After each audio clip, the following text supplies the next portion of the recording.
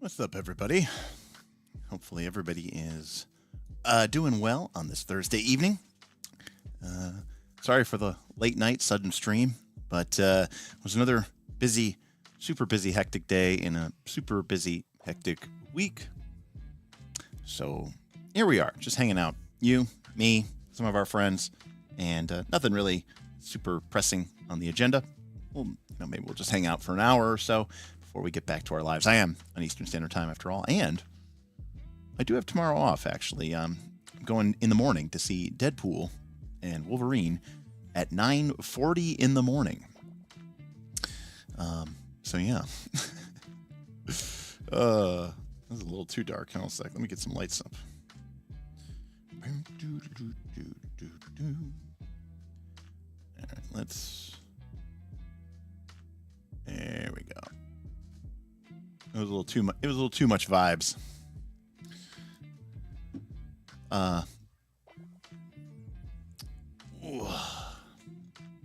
No, not Gen Con, Mark. Gen Con's next week. Gen Con is next week. And again, I actually have I'm going. I just have no idea where I'm staying, or when I'm staying, where I'm staying, if it's going to be outside the city with crashing with somebody's, on a couch somewhere. I have no idea. So we'll find out. It'll be a very unique Gen Con experience for me. You have tomorrow off as well as debating a Deadpool and Wolverine viewing as well. Yeah, I mean, here's the thing. I'll be honest with you. I saw the first film. I thought it was okay. I actually never saw the second Deadpool film, but I've seen clips of it. They've been out there on the internet for a while, and I thought they were pretty funny. So, I don't 100% enjoy the Deadpool fourth, wall breaking thing, but, Ryan Reynolds really sells it, So even though, and of course I like Hugh Jackman. So, what do I think of Star Trek Adventure so far? Damien, it's funny that you think I have even come close to having enough time to even open that PDF. So no, I have not looked at it at all. Unfortunately, between work, the dumpster, trying to somewhat still manage this YouTube channel, and my own personal stuff going on in my own life, Gen Con next week, trying to figure out stuff.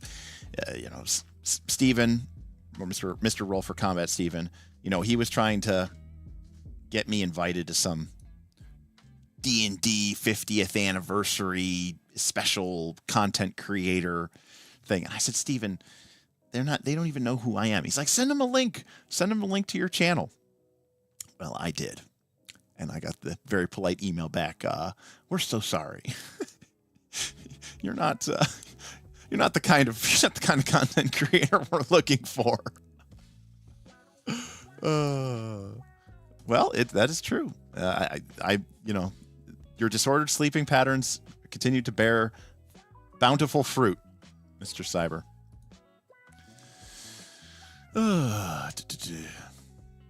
So you get to chill out while you eat lunch. Well, there you go. Maybe we'll just give yourself a nice little lunch break here. Again, I'm literally just hanging out with you guys because it's a long day, it's a long week. Like I said, I have off tomorrow. I'm actually kind of excited. Should be a fun day because, going to see a Marvel movie or whatever is fine. It's fun. No complaints there. But really what it is that I get to see two of my friends who I don't really get to see that much. Matt Holloway, who, of course, was on the channel for our first season, played Burl. And my buddy Ross, who I've been good friends with for, over 20 years. I don't get to see him very much. He's a father. He's got a bunch of kids. So we always get... When our thing is that when a new Marvel superhero movie comes out or whatever, we all get together and we go see it. And then we usually get lunch or something afterwards. So that'll be a nice way to start the day. And then, unfortunately...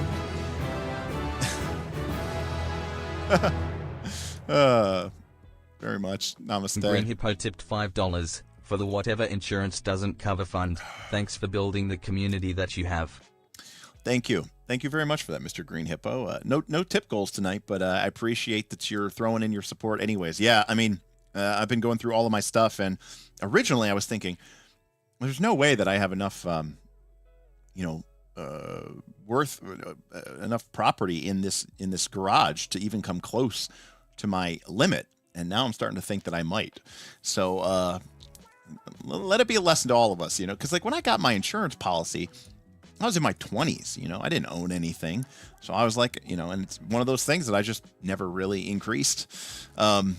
So that's separate, by the way, from my whole building damage that's being debated and fought with my HOA. And for those of you who don't know, yesterday was the angriest I've ever been in my entire life. Of course, my garage caught on fire and everything inside of it was burned out. And I got a dumpster delivered to my house so that I could, clear out the burnt remains of my personal property.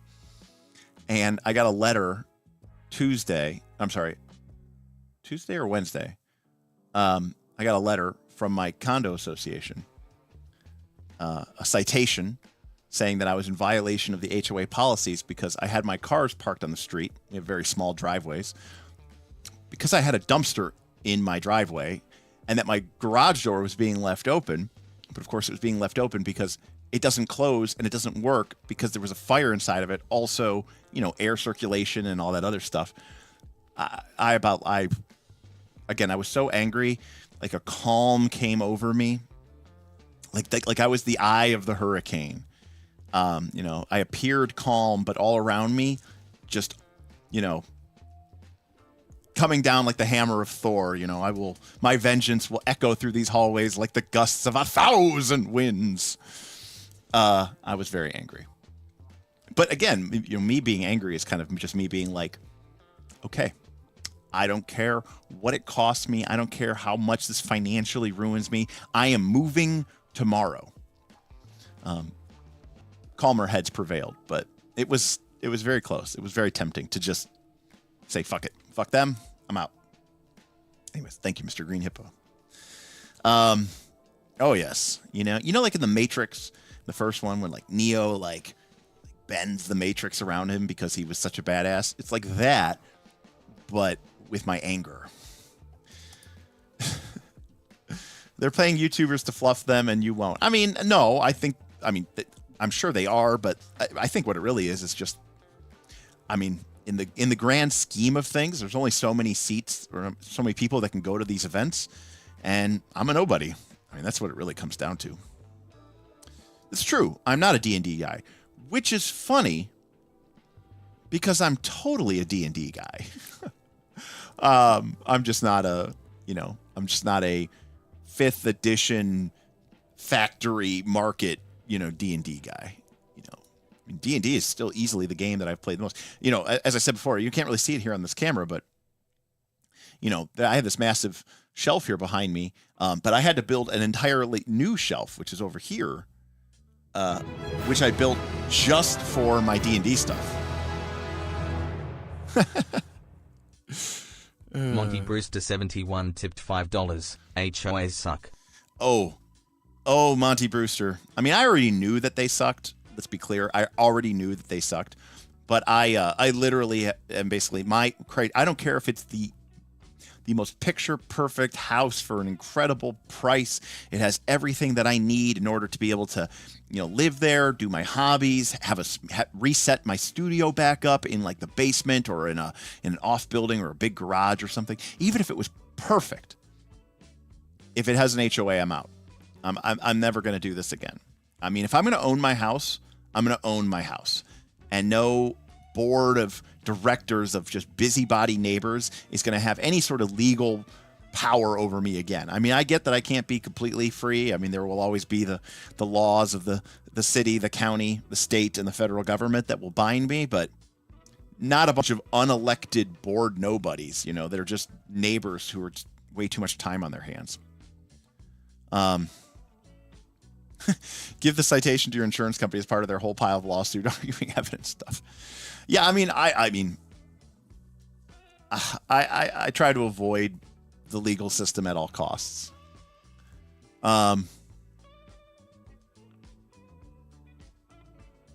No, they're literally paying YouTubers. So what happened with the OGL never? Oh, look, I'll take some of Wizards of the Coast money. Wizards of the Coast, give me 100K. I will happily talk about how amazing 2024 is. Look, I'll sell out. What has having integrity ever gotten me? I could use the money. And then after a few months, we'll just go back to talking about indie RPGs that no one ever has heard of before. And that, 50 people going by and never play. But that's okay. That's what the hobby is for me. Maybe that's the way the hobby is for you, too. Any case. Still an NDA for a week. Well, next week, 3,000 or 4,000 lucky Gen Con goers are going to go home with a copy of the 2024 Player's Handbook. Now, we're not giving them away, by the way. You have to enter a lottery at Gen Con every morning, and they're going to give away, not give away. They're going to give away a receipt that you can use to then buy the book. So they're not even giving them away. They're selling them, but you have to enter a lotto to be able to buy them. Needless to say, I don't really particularly care. But I will say they're doing a series of seminars, which are really cool as part of the D&D 50th anniversary. And they've got some really cool people that are being brought in to talk about first edition D&D. Then they have Steve Winter, and I don't remember who else they had, but for second edition, they've got they have Steve Winter and David Zeb Cook is there. For third edition, they've got John Tweet, they've got Monty Cook, and I think they have Skip Williams or Rich Baker. It's going to be crazy. For fourth edition, they're going to have Rob Heinsoe and Andy Collins, which is amazing, and of course, and for fifth edition, they've got Mike Merles and what's the guy with the glasses who he never actually talks. It's not Jeremy, and it's not Jeremy Crawford, and it's the guy who always interviews them. I can't remember his name. God, it's right on the top of my. It's not Mark. It's gosh. Yeah, whatever. It doesn't matter.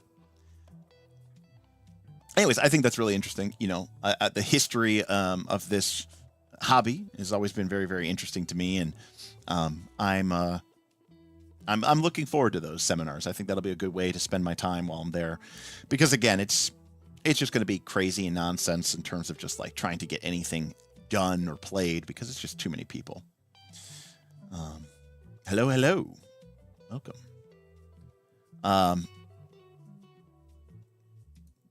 D&D eclipses the competition size and scope business-wide. Yeah, absolutely. I mean, it's not even close. I mean, people talk about which game is number 2, whether it's Pathfinder 2 or Call of Cthulhu, but the truth of the matter is there is no number 2, What up? Damian Williams, the pawn no longer himself, with 26 months of resubbing for the adventure. Thank you, Mr. Williams. With his member chat, Damian liked to shout out, you should do a Star Trek Adventure first look when you get back from Gen Con and see how bad the algorithm buries you under 5e first looks. Well, to be clear, you can't get negative views on YouTube, as far as I can tell, so I really can't do any worse than I've already done. I'm expecting that in the coming... we are on the verge here. With the NDAs dropping, I think Dungeon Dudes was posting some videos today talking about the book. With the book going to be in some number of public people's hands next week, I'm assuming that's when all the, Karama seems to be, alluding to here.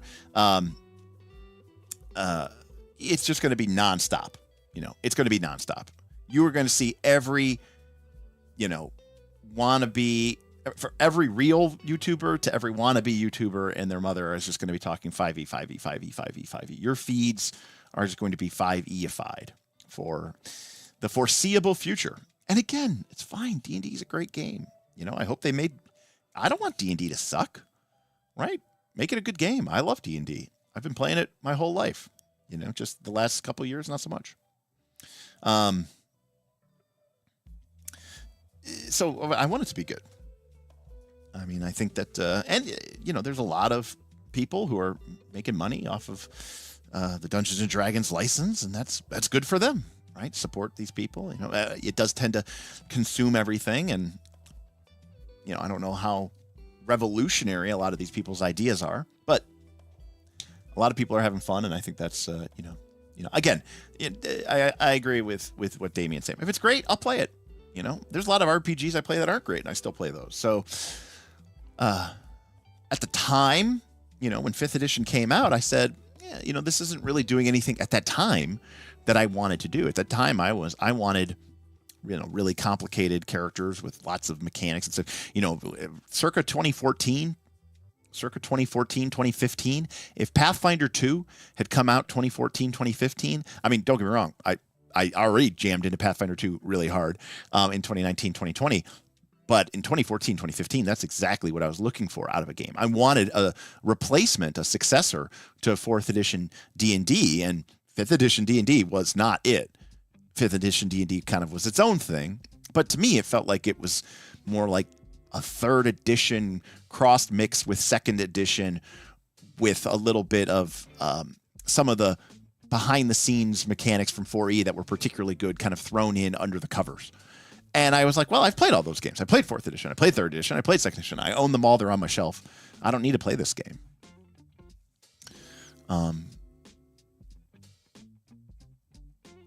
Karama, who has read the rules, says 2024 is fine. It doesn't do the things I want in a game, but other people like to play it. Yeah. I mean, again, what do I want out of a game? I mean, that is already so different than what most people want out of a game. It's, we're already sort of kind of comparing apples and oranges here. But, yeah, Yeah, I mean, what's up, Pepper? 2nd edition vibe with the 3E math. That is basically, well, actually,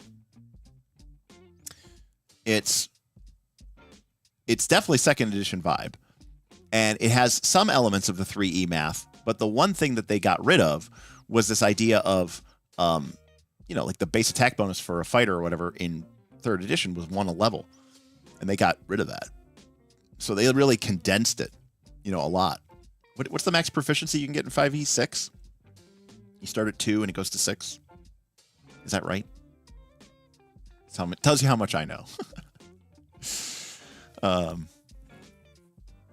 Yes, exactly, Jackal. It's 3E math, but without the bonuses and the bonus types, right? You just had advantage and disadvantage. But at the time, if I wanted a super, hyper technical, tactile RPG, then I wanted the math. I wanted the bonus types. I wanted all that stacking and all that other crazy stuff. Again, I've said this before, but, this just shows you how different I am from a lot of people. I'm going to change up this music. I mean, this is fine, but it's kind of making me want to just play some actual jazz. Here we go. Some smooth, sexy saxes. What was I saying here? Oh, right. The thing that actually bothered us the most about 5th edition, the thing that really got us to stop playing 5th edition when it came out, right? 2024. I still think to this day, I still think that these books are just absolutely gorgeous. I think the art's really fun. I love how it wraps around. I love the feel of the glossy and the matte finish. I think they're very pretty books. When they came out, I was like, this feels like a D&D book. It's modern times. It's modern era, but it feels like a D&D book.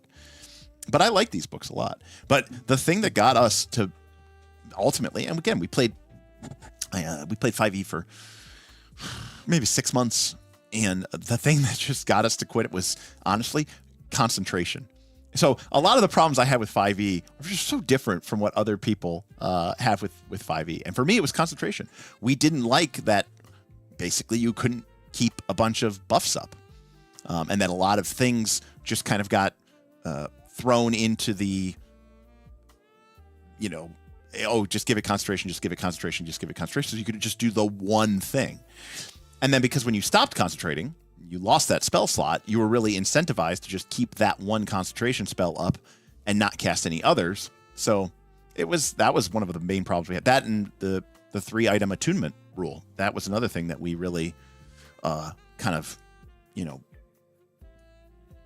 soured on, if you will, because, you know, we thought magic items were a great way to customize your character and give your character a lot of, you know, depth. You know, so, you know, being limited to 3 magic items, it was kind of like this feeling of like, okay, so after we've been playing for 4 or 5 levels and we have 3 magic items, now what? If I get a new magic item, I have to get rid of one of my old magic items. That's cool, and I really appreciate and enjoy having it. So obviously, naturally, we started looking for magic items that didn't require attunement, and it kind of just soured us on the game a lot. It felt more difficult for us to engage with it the way that we wanted to engage with it, and that's ultimately why we went to Pathfinder First Edition. You know, like I said, Pathfinder First Edition came out in 2009 or whatever, but we really didn't start playing it in earnest until like 2014. Because before that, we were playing 4th edition D&D, and we were playing 13th Age, and we were playing a bunch of other stuff. I honestly like the way skills work on 5e a lot. That and bounded accuracy are my jams, and that's what everyone hates. So let's talk about that. I like the way skills work in 5e as well, except when I did my version of 5e, I got rid of all skills, okay? And similar to 13th Age, your character basically would have a background or 2, and if your background, so all skill checks were just attribute checks, right? I would never say make a climb check. I would never say make a, you know, gosh, I can't even think of what it would. Acrobatics check. I would say make a strength check, make a dex check, make a con check. You know, 5e seemed to be really leaning into this idea of this game can be just about these checks. It can be just about attribute checks. And so I leaned into that. And given the flat math, it was pretty easy and pretty simple to say, you know, pretty much every DC was like 10, 15, or 20, you know, like it was just easy. And so what I did is, if you're familiar with 13th Age, I just basically said, hey, your character has a background or 2 or traits, plus like you're a fighter. And so that has some connotation to it, or you're a cleric, and that has some connotation to it. And if your background or your class or your race would make sense for this check, then you get to add your proficiency bonus to the attribute check. If you don't, then you don't. And that was it. So no skills, nothing to manage there. And, you know, maybe that fucked with some other class, but I'm sure we would have just figured something out and house ruled it or whatever. So, like, you know, didn't matter what your background was. If you were a rogue, then, yeah, you know, if you're doing something roguey, if you're sneaking in somewhere, if you're, trying to pick a lock or, you know, disarm a trap, sure, your proficiency bonus applies. But at the same time, if your character was a fighter or your character was a wizard, and part of your background was that, you know, you used, you know, your character, not like 10-page background, but just like, you know, like a one thing written on your character sheet. If you said that, you know, you grew up as part of a thieves guild, and, you know, or you lived on the streets, you know, as a street scoundrel, then when that situation comes up, I might go, yeah, you can add your proficiency bonus to picking this lock or to breaking into this house, because that's part of what you know how to do. But of course, with the flat math and basically a set of DCs could basically being 10, 15, 20, even if you weren't proficient, it didn't really make a difference because you still had a really great chance of succeeding. So I like the skill system. And part of the reason I like that skill system is because I like the flat math.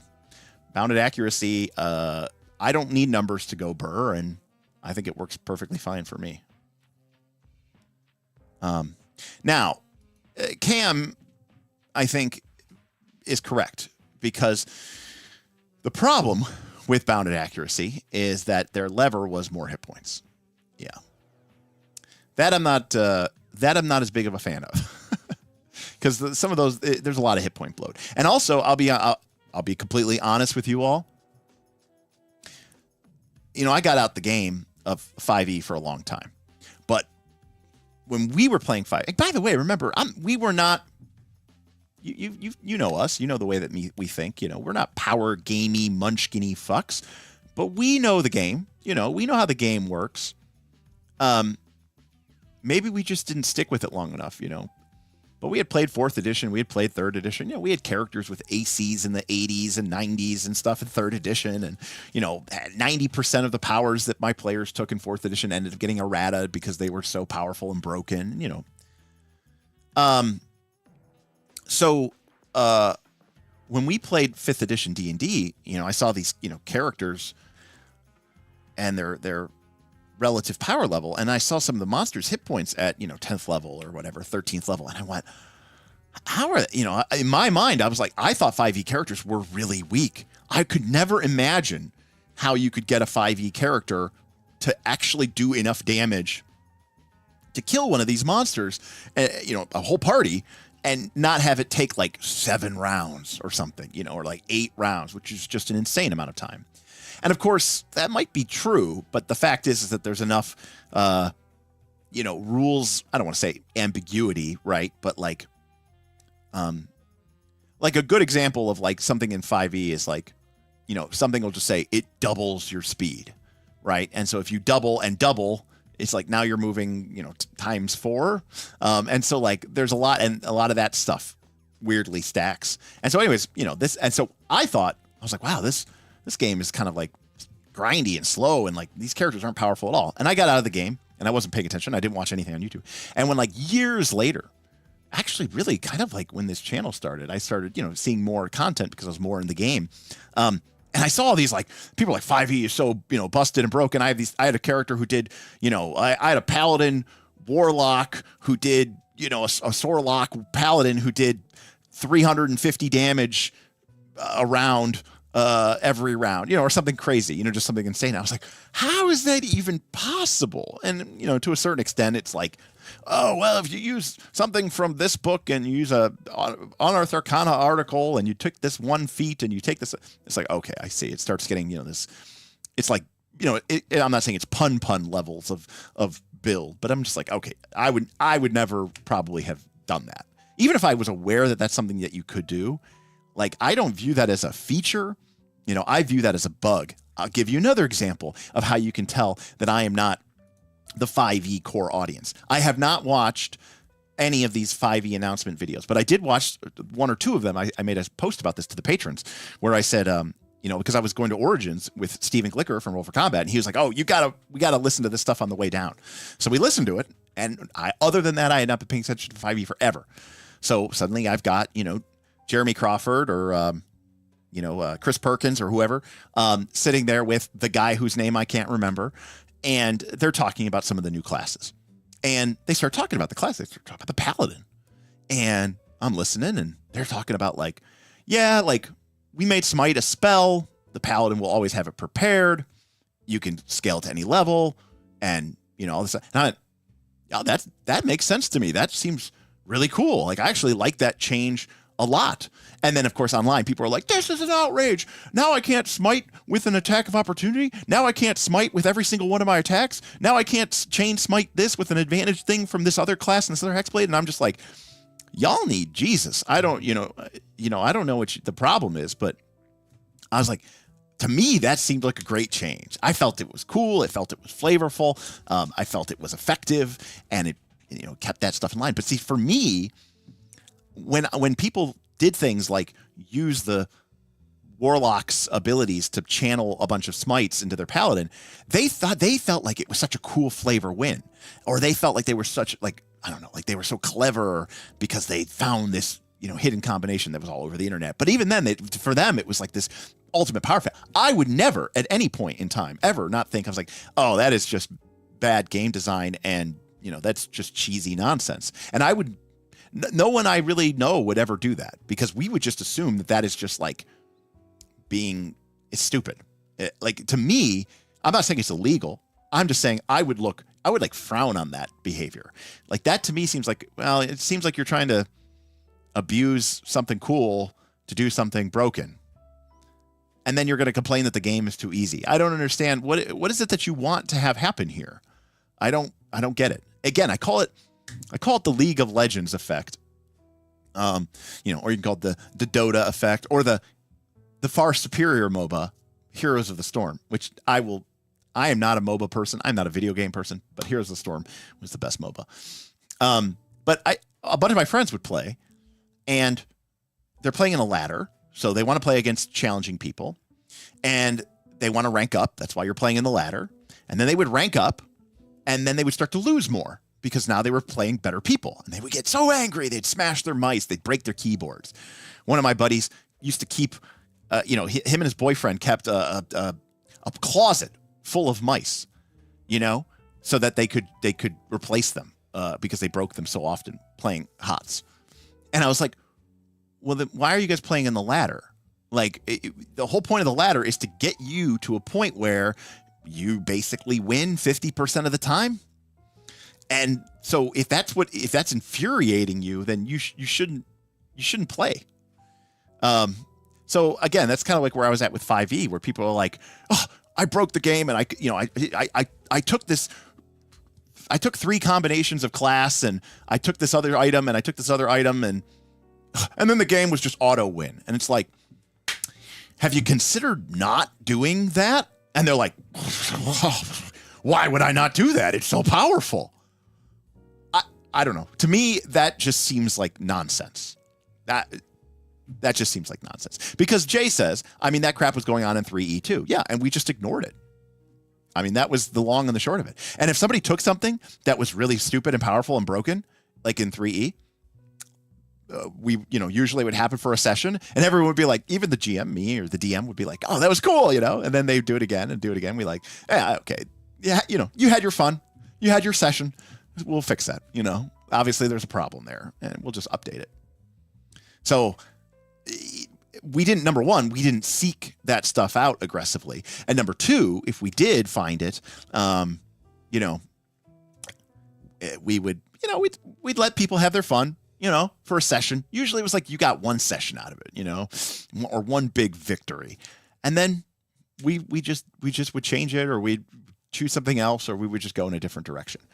And I'm always reminded, and I get it. It's a personality thing. I'm not trying to say that I'm superior, that Smith is superior. Obviously Smith is somebody I've been playing games with for 30 years. But like, I remember, I've told this story before, but I remember once years ago, 20 years ago, we were playing EverQuest, and there was like 6 of us, people who, all friends, and we were in Gook, and we were going to kill the ancient crocodile, and something happened where one of the people in our party members, like, kind of clipped into the wall a little bit, and long story short, they could still cast their spells and kill the ancient crocodile, but the ancient crocodile could not hit them. And so they were like, holy shit, this is a bug. This is an exploit. Like, if I just camp here, I can kill the ancient crocodile over and over again. He respawns every, 30 minutes to 45 minutes. And then I can get gator scale sleeves, and I can get gator scale leggings, and I can get so many of them, and I'll be able to, and we're like, okay. And like, the rest of us were like, okay, well, we killed the ancient crocodile, so can we go on? And this person was like, no, I can't leave this spot. This is an exploit, and I got to exploit it. I can't not do this. And like, for like the next like couple of weeks, he didn't play with us. He would just like get up and like log onto his computer and kill this crocodile every 30 to 45 minutes and like just try to milk this exploit for all it was worth. And it just didn't even seem fun, but he couldn't not take advantage of it. And the rest of us were kind of like, oh, that was cool. That was funny. Ha ha ha. All right, let's go, keep fighting undead froglocks in Lower Gook. And he was like, I can't do it. I gotta camp here, guys, because I don't want to fuck this exploit up. And it was like weird. And it was just a different mentality of, you know what it's like? It's like somebody goes, oh yeah, I'm a master. I have dedicated my life to studying a game, and to be quite frank with you, I'm quite good at it. And you're like, oh shit, what are you talking about? Like chess, I don't know, some sort of high intensity sport, and they're like, no, checkers, like tic-tac-toe or something. And you're like, okay, so you beat tic-tac-toe, huh? You figured that out? Wow, that must be really amazing. And they're like, yeah, the game is so boring now because I just beat it. I just completely solved it.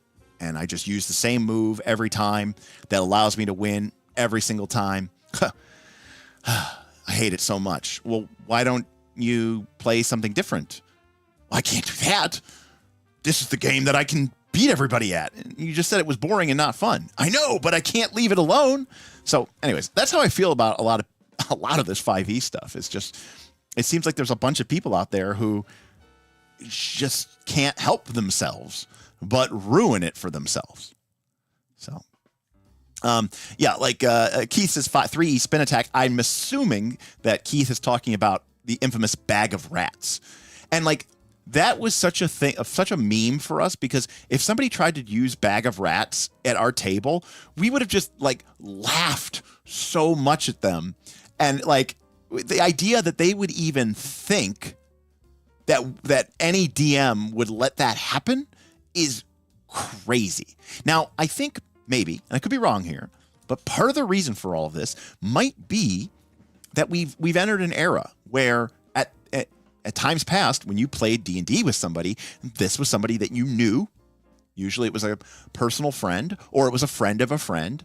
And a lot of times, you joined a game group, but you became part of the social circle, or basically your group of friends was your gaming group, right? They kind of became coterminous. The Venn diagram was just a circle, because that's how these things worked back in the day. So there was the idea that I would go tell my players go fuck themselves if they tried to do something stupid and cheesy was par for the course. And I should also point out, I'm not saying this is a good thing or a bad thing, but back then, the idea of safety tools and making sure everybody's opinion is respected and not trying to cause anybody, that was just not as much of a thing. I'm talking about even like through the 2000s, right, into the 2010s.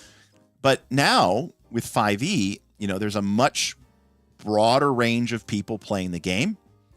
A lot of people are playing with groups that they don't know that well. Maybe they're playing online, or they found a posting at a library or at a game store, and they're just like there for the session. So these people aren't friends. They don't have these social connections.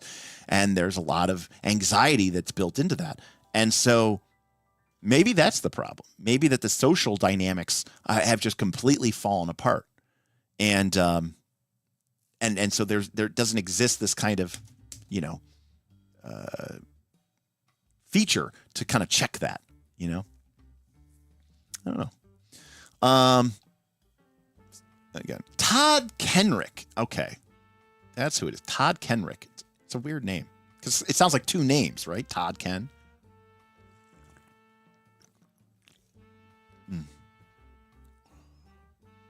I mean, yeah, Jackal, that's kind of what I was, that's a great way to put it too, Like, yeah, all right, But also, too, let me be clear here. You're souping up your Honda Accord, okay, so that you can go race me in my stock Subaru Forester, who, by the way, doesn't even know that we're racing. So, when the light turns green and you peel out with your Honda, souped up Honda, I don't even know that we're racing. So you're beating me, but I didn't even aware that there was a competition going on. Right. They make broken characters, and then they say the CRs are undertuned. So Keith says every time I play 5e, everyone plays min-max players. I'm going to open up a window, and look at this. I've got my headset on so I can keep talking to you even as I go open up this window. Let me turn the AC off tonight. Kind of got a little cooler. Ooh, nice. But that's another thing. The game is too easy even without optimization. What does too easy mean? I mean, I don't know how to tell you this, but like most D&D games of the last 20 years have had like a 90, 9% chance, of survival. I mean, I've pointed this out before. I'll point it out again. I've done this math before. There we go. We got our calculator here. Let's assume for a moment that you have a 95% chance of defeating an encounter, right, without anyone dying. So that means that you only have a 5% chance of someone dying, which, I mean, that's like rolling a nat 1, and that's for a combat, not just against some riffraff. I'm talking about like a real combat. So you might say, well, that is freakishly low. That doesn't even seem remotely challenging. Okay, well, if we take, for example, 3rd edition, in 3rd edition, according to the rules of the game, if you were fighting balanced encounters, you had to fight 13.33333, but 13 encounters of an encounter level equal to your average party level in order to advance to the next level. So that means that you would need to fight at some point 13 encounters, plus or minus 1 if some of them are tougher, some of them are easier. But you need to fight 13 encounters to go from one level to the next. So that means that you, in your party, would go and fight an encounter, and you would have a 95% chance of beating the fight, no one dies. And then you go to the next encounter, where you have a 95% chance of beating the encounter, no one dies, everyone's fine. You do that 13 times, and we can do this taking 95% times 95% 13 times by taking the exponent here. And we come up with 51%. That means that there is only a 51% chance that your party will make it just one level without somebody dying. Okay? Or put another way, if we take the opposite of that, 1 minus 0.51, there is a 49% chance, which is good enough for 50%, that someone's going to die every level. So when you look at a typical D&D party, that's a coin flip. So that means that, so you're like, okay, so by the time you've leveled from level 1 to 10, have you guys had about 5 or 6 character deaths? And everyone will say, no, of course not. There was 1 death, And so you go, okay, well, shit. If there was only 1 death in 10 levels, then the chance that you're going to win any one fight has to be incredibly high, right? 10 levels times 13 encounters, that's 130 encounters. So even if you had a 99% chance of winning every fight without a casualty, the odds that you would go all the way to 10 without any character dying is about 25%. So it's actually crazy what your win rate percentage is baked into the game itself. So, and by the way, none of this is exempting the fact that even in the original D&D game, they understood that shit happens. And Raise Dead was a thing. I don't know why that isn't a thing anymore. Let's go back to my calculator, okay? Let's say that your character had, God forbid, a 10% chance of dying, or your party had a 10% chance of having a casualty in an encounter. So there's a 90% chance that you're going to succeed. And let's assume that you're not fighting 13.3333 encounters. Let's use Pathfinder 2nd edition, which needs 10 encounters, right? 10 encounters to level. So the odds at 90% that you would go and win is only 35%, which means there is a greater chance that someone will die going from just across one level. You have a 65% chance, right? -1 here. You have a 65% chance that at least one character will die on the way to that. That's assuming you have a 90% win rate. And maybe that's okay, because the game has Raise Dead and the game has Resurrection. Shouldn't that be part of the game? If you're going to have this chance of dying, give them a chance of dying and then just give them a chance to come back and, text them a little bit or whatever the case is. Now, of course, this does introduce problems because Raise Deads and stuff are very expensive in Pathfinder 2. And a lot of times the party is going to have to use their gold to buy the Raise Dead. Now that means that they can't buy the +1 weapon or the plus striking rune that they need in order for the game math to continue to work out. So then now we have a new problem, right? Well,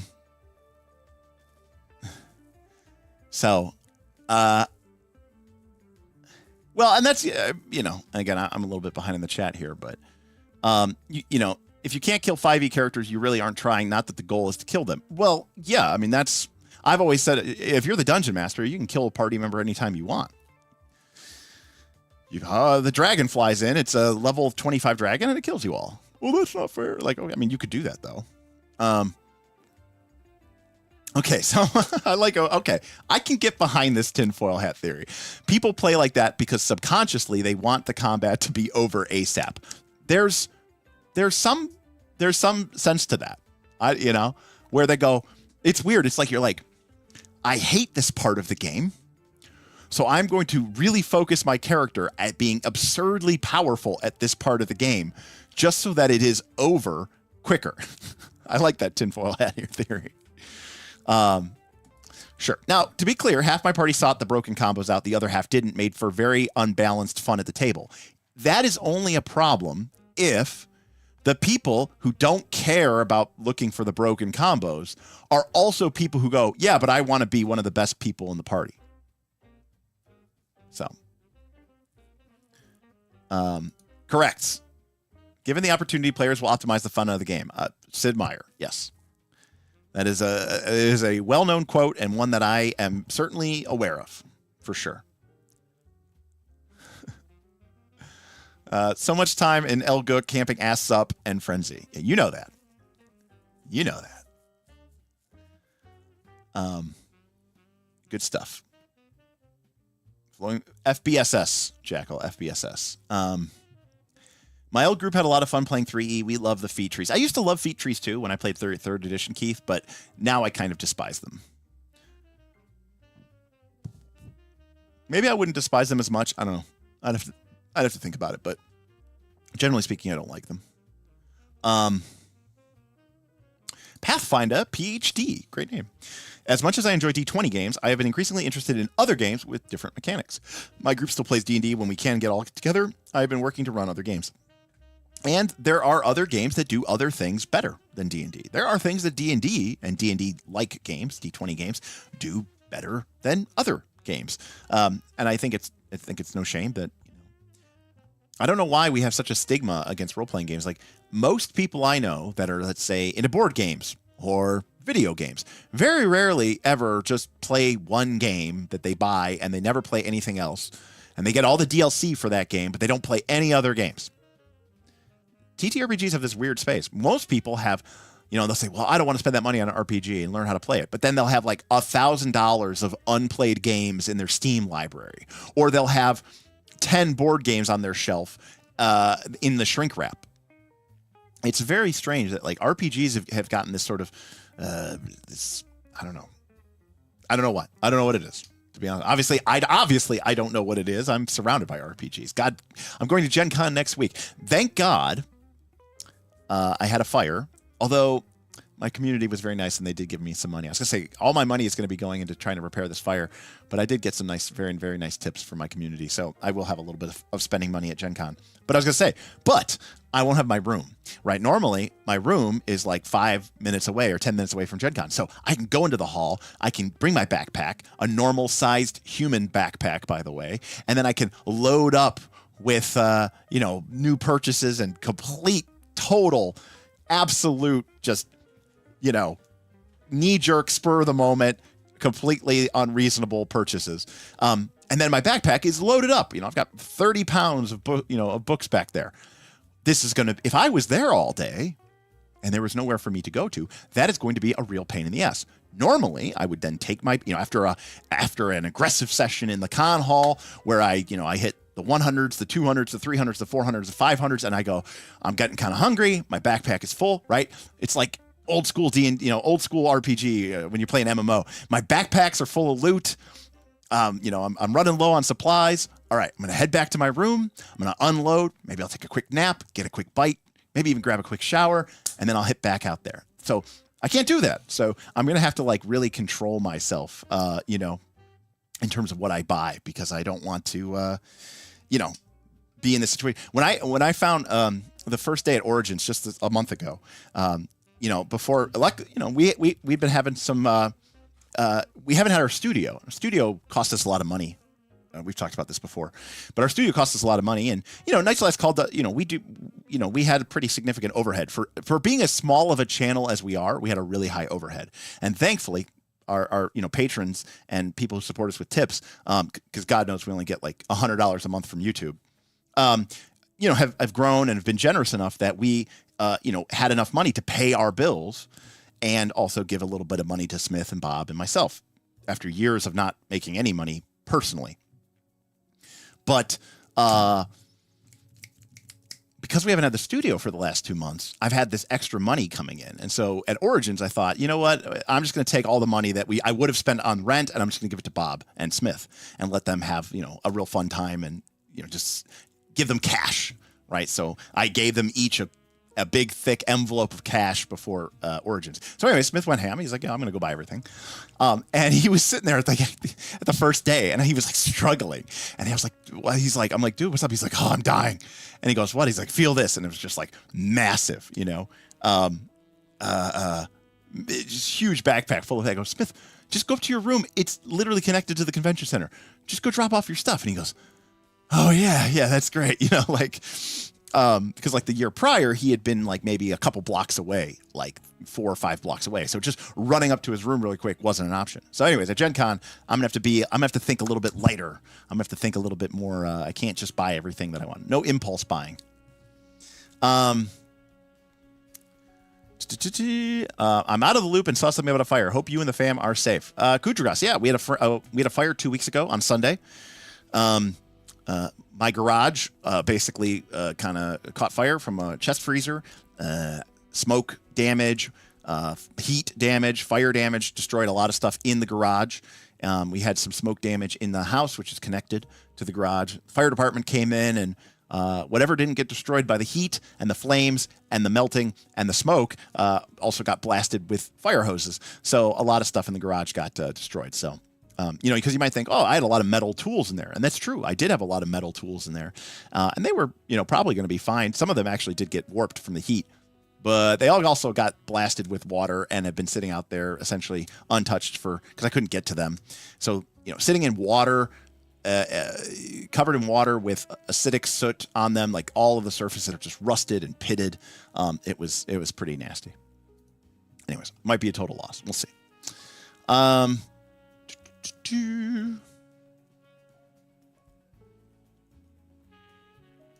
Dave. I agree with Dave. I mean, part of the other problem, Dave, and I think I'm a very smart person who, if people were smarter, they would copy me. I'm, you know, Smith used a term at Origins, you know, he said polygamerous.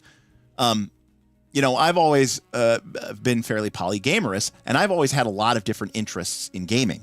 And so there's always been an element of me that's competitive, right? Competitive gaming. And when my competitive gaming mode gets in, you know, when that becomes a thing, that's not something I bring to RPGs. That's something I go take to, you know, trying to play competitive professional level Magic, the Gathering. Or maybe I get really involved in a game that has a ladder. Like, it's been many, many, many years, but I used to play very, you know, aggressively ladder and, you know, try to ladder up on games like StarCraft and StarCraft Brood War and StarCraft 2. You know, get Platinum, Diamond, Masters tier and, you know, just try to get better at the game. And it's a true competition, right? And it's not some weird stacked game where the game system is somehow designed so that it's challenging to me, but also I can never lose. It's very weird to me of thinking of D&D this way. Then you mentioned the tactics. Sometimes I want to get tactical, and not like in a video game way or in a Magic the Gathering way, but like in a, you know, moving my miniatures out, positioning you. And that's when I go and play games like War Machine or Warhammer. And I have extensive collections of those games as well. And there have been times in my life where I was playing more games of Warhammer a month than I was playing any RPGs because I was really into it and I was really into the tactics and I really liked the game system. So I've never tried to make D&D into this one-size-fits-all game that sort of scratches every single itch that I have. Because you're right, Dave. What D&D is, which all those other games aren't, is a role-playing game. And so that's what I want to leverage the game for, you know?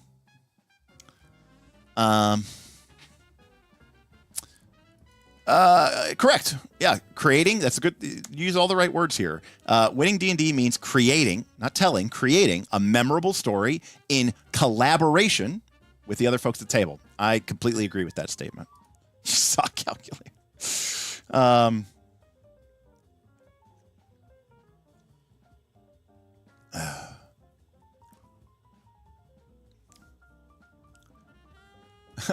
Derek, I didn't even know how to min-max until YouTube videos showed me how to. Well, there you go. The dangers of our current system. People are way, Mark. You'll know as a fan of this channel, like I always talk about how, like, compared to so many people, I actually don't care about my characters. I'm actually not invested in them at all. I'm never invested in my character. I'm always invested in the story. I would rather, let me put it this way.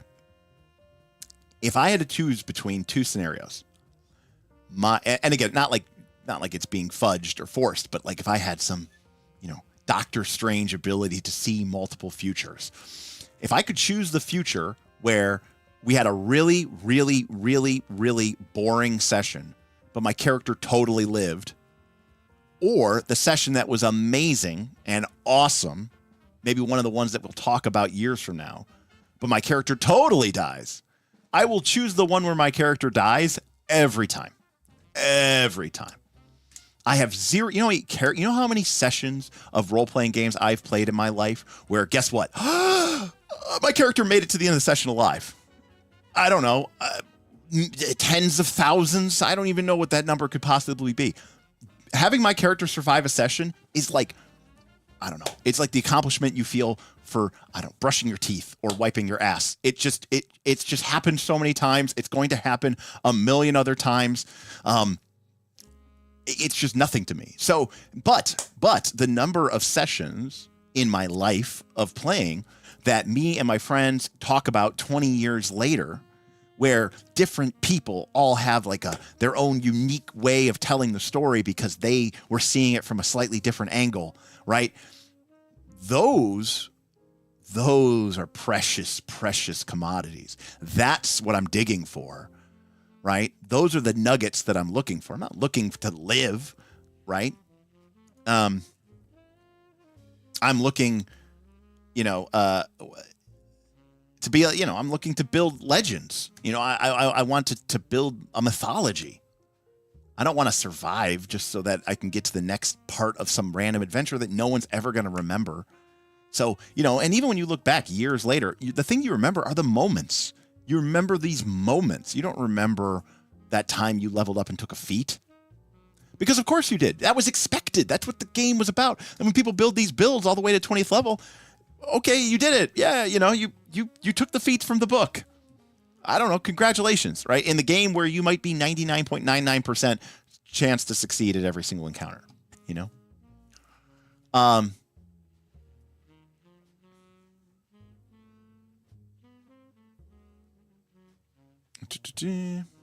A coup de grace is considered rude in modern 5e. I mean, to be fair, there's always been sort of an interesting problem. In fact, this is kind of an interesting tangent here. Again, I see some. Sorry, there's a bunch of stuff here that I'm trying to get caught up here.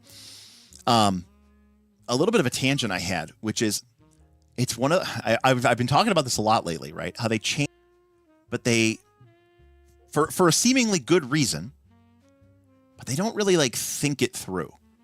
And and all of these games, especially D&D, are an ecosystem. And I mean, the example is like, right, like, I don't know, like someplace like Australia or something, right, where they introduce rabbits to kill, to eat the grass.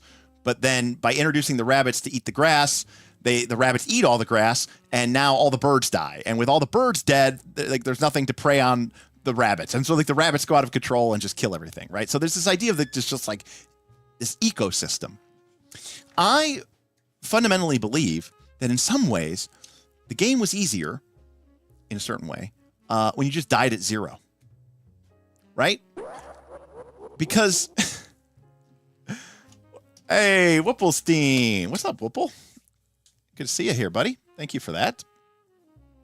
Just throwing some love and support my way. I appreciate it. Thank you so much. Whipple, another one of our truly magnanimous, legendary patrons. Supports the hell out of us, and we are very, very, very, very, very thankful and appreciative for all of the help that he has made and he has given to this channel, along with being just a very active community member and a generally very nice guy. Thank you, Whipple. Appreciate it. So I think that dying at 0, it kind of saves a lot of problems and a lot of weird headaches. Because even when people go, oh, well, you know, 2nd edition AD&D introduced the whole dying at death's door thing, -10. Yeah, but the thing is like, you didn't die, but your character couldn't come back. Like, when you went to negative hit points, your character was basically, like, comatose for, like, weeks. Like, it was basically like you really almost died. But there's a part of me that sometimes, like, maybe it would be nicer if the characters were just dead, because then you wouldn't have to have this weird, like in between zone where you're like, am I alive? Am I not alive? I'm dying, but I'm not dying. Is the GM going to attack me or I'm not going to attack me? Back in the day, it was like, you got to keep playing. You got to keep fighting. You got to keep swinging your sword until you were dead. And then that was it. That was the over it. For the HOA fees. Thank you, buddy. Boothby. Peace. Thanks for stopping by.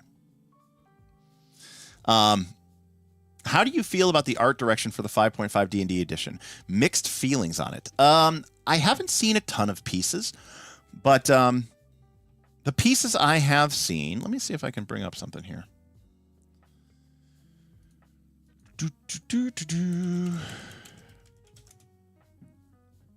I think we've talked a little bit about this, but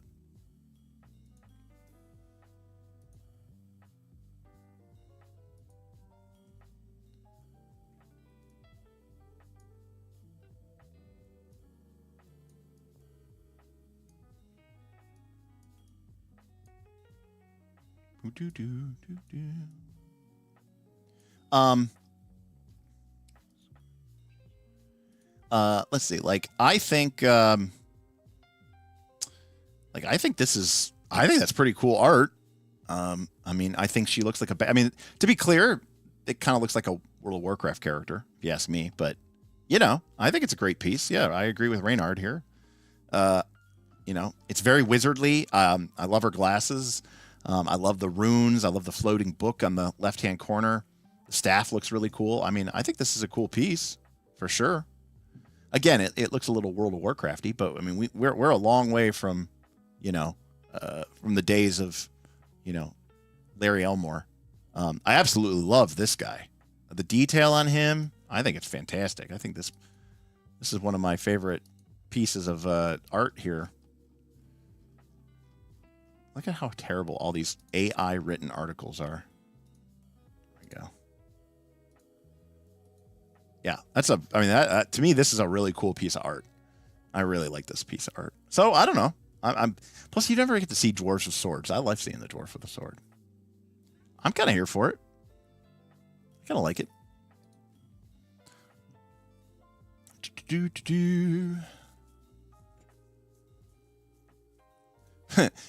Mr. Scott says, bring your backpack, Derek. You can drop your stuff in my room. Well, that is true. You are literally connected. So, we'll see. I don't want to be a bother to anybody. I don't want to be again, I get it. Like, when I go to these things, I don't want to have to be beholden to anybody else. So I don't want to be anybody's, problem. Even if it's not a problem, I don't want to be somebody's problem. I mean, Keith, what you're describing, I think, is part of the advantage that D&D becoming more popular and becoming part of the mainstream has definitely benefited from, is that, more people are playing. In some ways, it might be easier than ever to get people to play with. So that's always a good thing.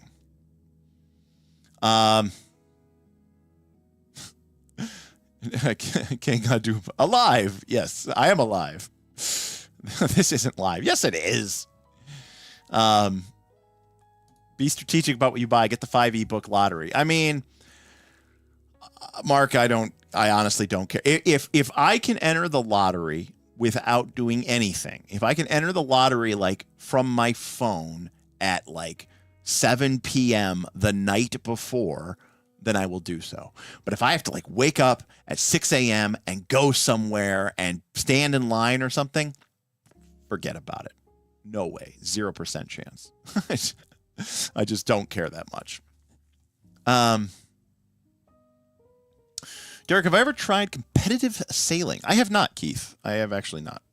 A friend of mine, more of like a mentor, he I think he competed in the Olympics, but he races like lasers out on the East Coast. And well, he goes all over the world. He's got money. And, you know, he's really into that. And I thought for a second there I was going to get into it because he was into it. I mean, he'd been doing it for years before I ever met him when he was a young man. But, you know, I just didn't grow up enough, I think, around that kind of sailing. And also, I don't know, the idea of competitive sailing isn't as appealing to me as some other forms of competition.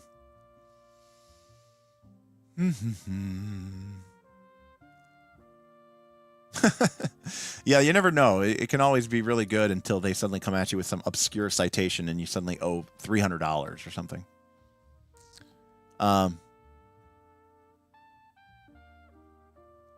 It looks like a WoW character, probably as intended. Well, it's also, you know, there's also an anime influence, right? And I mean, a lot of people, I think the overlap between people who enjoy anime and D&D is become, you know, more synonymous, and this is just what people think of now when they think of fantasy. They don't think of, you know, the old Lord of the Rings calendars. You know, they don't think of that type of stuff, right? They think of, you know, big over the top video games, these larger than life, totally impractical characters and figures, because that's what they've been exposed to. So art reflects what you expect the game to look like. I mean, I've said it a million times, and I'll continue to say it again, but, you know, to me, for my money, you know, there is no better piece of D&D art than this piece here by Larry Elmore, which is called Dragon Slayers, and proud of it. You know, and you look at these characters and they look like, you know, I don't know, it's not quite right. It's not like quite completely realistic medieval. There's a little bit of anachronism here, but for the most part, you're like, okay, these people are wearing what appear to be reasonable, possibly period correct, you know, stuff. Look at this cleric fighter guy here on the left holding the dragon's horns. Look at that hammer. That looks like a normal hammer, you know, like a what you would probably have for a warhammer. There's not this massive comic book oversized ridiculous thing. It's just you know, it's just a hammer. You know, the elf bow looks like a bow. You know, the swords are normal size. None of this buster sword nonsense. So, you know, they're not glowing with magical runes and auras. They're just, you know, normal people. They're just happen to be standing next to a dragon. And I think that that's what made D&D so compelling to me. You know, before I ever played my first game of Hero Quest or my first game of D&D Black Box cover basic, you know, before I ever even read Tolkien, before I read The Hobbit, as a young kid, I was obsessed with, or I love the idea of like knights and castles, right? You know, I just thought that stuff was so cool. Sword in the Stone, right? Arthur. That was, you know, I was so about that. So when you take that idea of castles and knights and suddenly you like make it fantasy, like when you have that juxtaposition between like the real and the realistic and the fantastic, I love that. I love that cross-pollination, you know? In some ways, Game of Thrones was like that, right? Where, you know, some things where it's like, this is very medieval. Nothing's really out of whack here. Nothing's super weird. And, oh, there's a dragon. Oh, there's an undead skeleton or undead zombie or whatever, you know? Oh, there's something there that's really, really weird. And, like, it made it seem so much more meaningful and impactful and fantastic because you're playing and existing in a world where that stuff is legitimately rare. And for the most part, it's just like a, it's just like a normal fantasy world. Wolfenstein wants me to take a look at the Godbreaker feat in Pathfinder Remaster for an example of anime influence. Let's see here. Godbreaker. Level 20 monk feat. Well, it's level 20, so you need crushing grab and whirling throw. You have the creature grabbed or restrained, and it's a 3-action activity. You have mastered an ultimate grappling technique capable of breaking even the mightiest foes. You hurl the creature 20 feet into the air, following behind it with a powerful jump. Then make an unarmed strike. If this strike is successful, you can then repeat this process up to 2 more times, moving the creature an additional 20 feet into the air with each strike. The creature keeps the grabbed or restrained condition throughout this entire sequence. If you miss with any of the strikes, Godbreaker and the grabbed or restrained condition immediately end, and both you and your opponent fall, taking falling damage as normal for the height of your jumps. If all 3 of your strikes are successful, you immediately grab the creature and bring it crashing to the ground, dealing your unarmed strike damage plus falling damage to it. You land on your feet adjacent to the creature. You take no damage from the fall, and the creature remains grabbed and or restrained by you. Yeah, I mean, that is, that's literally, the anime, they jump into the air and they're hitting them up, and then they're like jumping up against them again. Yeah, I mean, it's very anime for sure.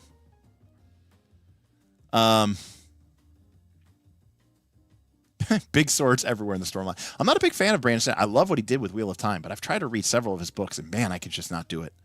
I don't know what it is.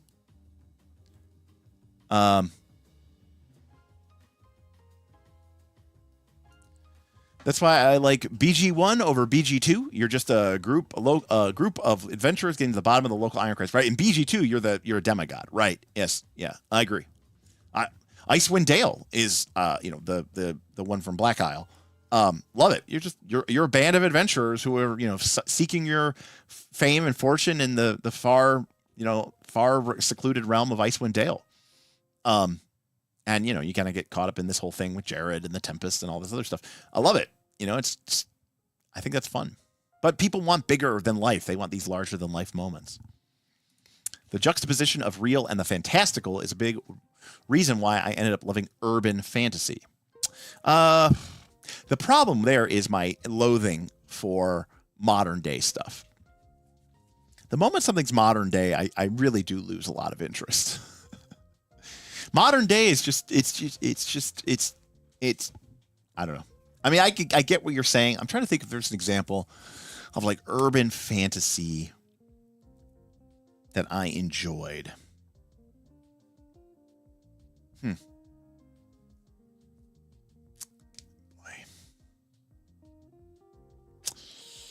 Boy, it's tough.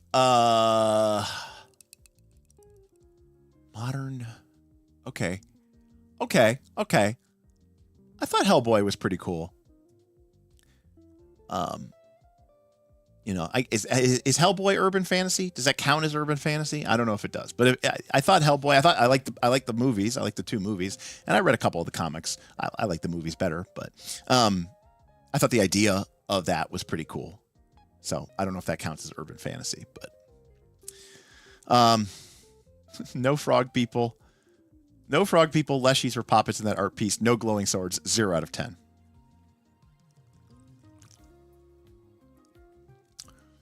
Lair Elmore was a master and incredibly inspirational. Couldn't agree with you more.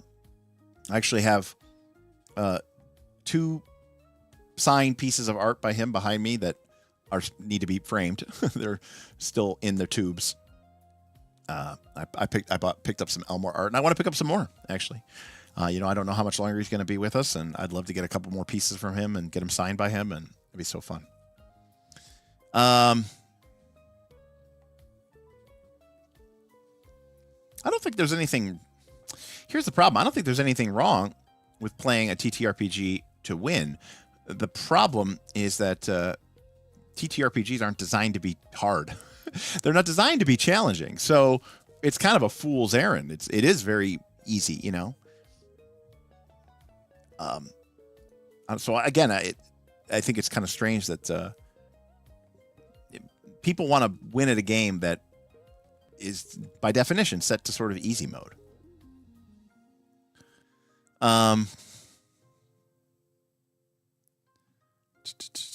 The movie Constantine, it wasn't my favorite. Wasn't my favorite. Hello, Sunhawk. Good to see you. Enjoying hanging out. Shadowrun. Wasn't a big fan of Shadowrun. Was not a big fan of Shadowrun. Cyberpunk. Not my favorite genre.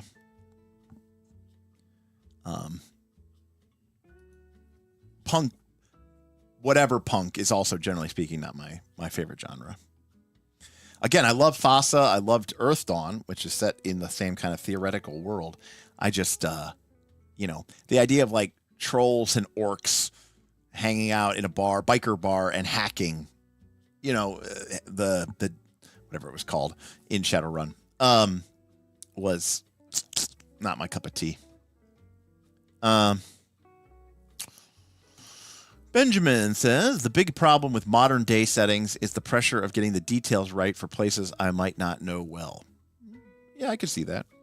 Like a lot of people gave him a lot of crap, and maybe rightfully so. I think he was more famous than he needed to be. But there was a time where, Dan Brown, most people know him for writing the Da Vinci Code, but he put out a number of books. I think I read all of his books, honestly. But he wrote a book called like Digital Fortress and Deception Point, Angels and Demons, all this other stuff. And he was very well researched, almost to sort of like sometimes it felt like you were reading a Wikipedia article. But that's okay, because I read Wikipedia for fun sometimes. So I call it wiki diving. And I have like games I play on Wikipedia. Like I'll start on one article and I'll be like, okay, I want to get like, I'll start on an article. I'll just, pick random article of the day, right? Like if I go to Wikipedia and I pick like, I don't know, let's see, whatever. I don't know. Let's see what random Wikipedia article we get right now. This is how much of a nerd I am, by the way. I'm terrible. The GeoGuessr to me is weird. Those people are not actually knowing where they are. They have just memorized like all of the locations on the GeoGuessr. Okay, so if I go to, if we go to the featured article today, it's the 1896 Summer Olympics. So what I'll do is I'll start at 1896 Summer Olympics article, and I'll be like, okay, my goal is to get to an art, I want to get to the Wikipedia article about supernovas, or I want to get to the Wikipedia article about Kevin Bacon or something. And then I've got to follow only the links that are inside the article to try to get there. And I try to get there in the fewest number of pages, Anyways.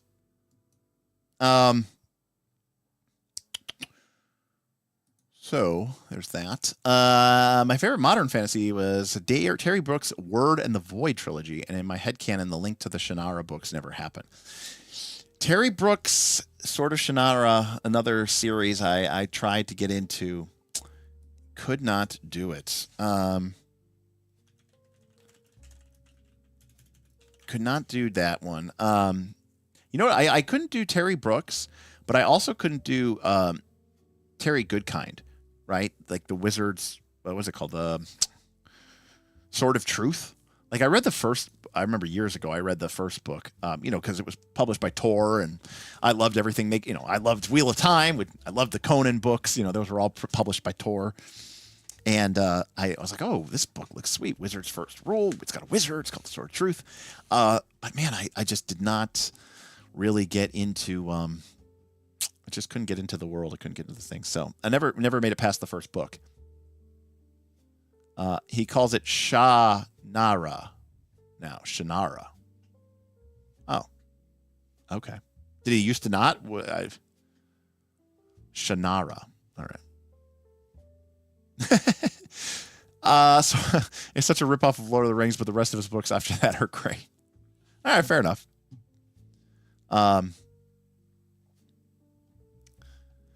Dan Brown conspiracy fiction has great RPG potential. I mean, yeah, maybe. I mean, there's a fun aspect to it for sure. But again, I think mysteries are hard to do. I really do think they're hard to do in RPGs. Rip my hopes of putting Cyberpunk Red up for first look vote. I mean, to be fair, Alia, if I only did first looks on games I liked, there's a lot of first looks that would never have gotten seen, right? Ryutama, anybody? You know, Wander Home.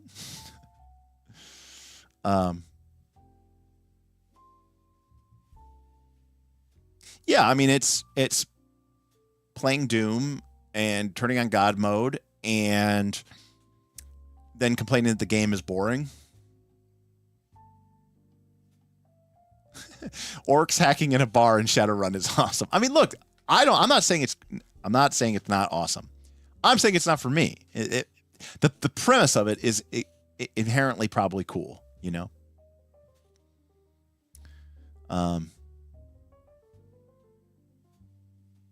Show us your fantasy books bookshelf. Unfortunately, my fantasy books bookshelf is actually in my room. It's in my bedroom. What would you see on my fantasy bookshelf? You would see like every book by Tolkien. You'd see like every book by R.A. Salvatore. You'd see like every book by Ursula K. Le Guin. You'd see about 35 or 45 Conan trade paperbacks, not just by Robert E. Howard, but by, you know, L. Sprague de Camp, Robert Jordan, a bunch of authors, Leonard Carpenter.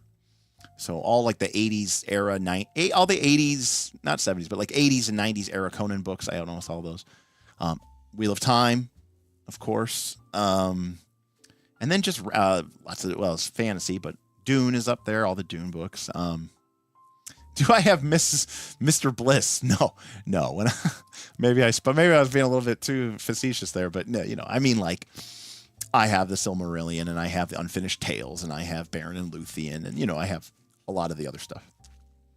I actually kind of like that stuff more, actually, than Lord of the Rings. Earthsea is my the Earthsea cycle is my favorite fantasy series of all time.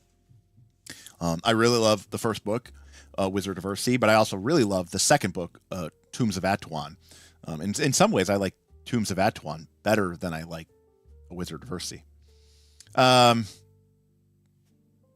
see. I'm just trying to think what's on there.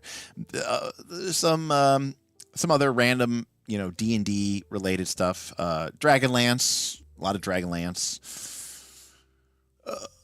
Some random books by various D&D related authors. I have like Gary Gygax's fiction on there. I don't know. There's some fraud in the Grey Mouser, some Fritz Leiber stuff. I have Barsoom and some you know, some Clark Ashton Smith stuff. I don't know.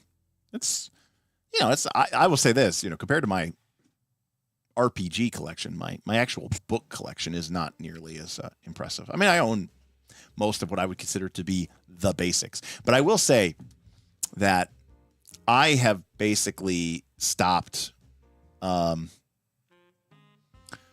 modern, and I don't mean modern isn't like set in the modern day. I mean like the modern authors, like of my time. You know, I mean, obviously, technically, Robert Jordan was writing books when I was alive, but I mean like the books that have come out in the last, you know, 15 to 20 years, the fantasy books that have come out in the 15, 20 years, I honestly almost have no interest in them whatsoever.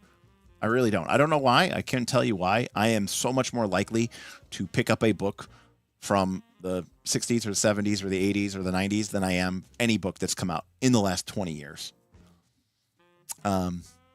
I can't stand the Silmarillion. It reads like a history book for shit that didn't happen. And that is exactly why I love it. I actually love it because I want to read the history book. I read a lot of nonfiction. So what am I currently reading? Well, these days for fiction, Keith, I'm going to be honest with you. Almost nothing. The last fiction book I read was I bought a couple of Legend of the Five Rings novels from the publishing booth at last year's Gen Con. And it took me probably a few months just to get through this one, couple 100-page paperback. Fiction. There's a poster on my one Barnes and Noble. It's like books are required to live, but fiction is for the soul or something. I'm trying to see if I can I don't remember exactly what the exact quote is, but the problem is I just don't nowadays. I just feel like I don't have the time to waste on fiction. I know that sounds terrible, but I read a lot of nonfiction. And to be quite frank with you, Keith, I read a lot of RPG books. For this channel, I try to stay up abreast of every game I can, and I'm buying books all the time, and some stuff gets sent to me, or I kickstarted something and it comes, and God knows, I have books that are, my Torchbearer 2nd edition books are very famously still in the box that they came in. So I'm trying to, stay abreast of what's going on in the world. History of D. I did, you know what? That is true, Ken. I did just spend the last couple of, again, it's nonfiction, right? But, I just finished reading over the last couple of, I don't even know, like maybe months or whatever. I've been reading, I read The Elusive Shift. He's actually going to be doing a bunch of seminars at Gen Con, which I think is really cool. This of Dice and Men, not nearly as good, but this was a good read. So yeah, kind of this actually is a really these are really easy, quick reads to me. I've got a couple other ones here. I just don't know where they are on my shelves. But these were easy reads for me because this is like a cross intersection of everything that I love. It's RPGs, it's history, it's nonfiction, which I guess all in the history is nonfiction. It's kind of biographical. I like biographies to a certain extent. Even though it's in some cases it's about role playing games, but in a lot of cases it's about the people. It's about Gary Gygax. It's a story of people. So my son Hawk loves the Silmarillion as well, but I also have too many history books. I love the Silmarillion because it's a history book. Again, I will read Wikipedia. I'm not even kidding you, for fun. I love learning about almost anything, really. And when I watch YouTube, if assuming it's not a gaming thing, trying to keep, because I actually probably watch a lot less. And I say this as a content creator or whatever, but I probably watch less RPG YouTube stuff than you do. You, meaning the generic you out there, probably watch more RPG related YouTube than I do.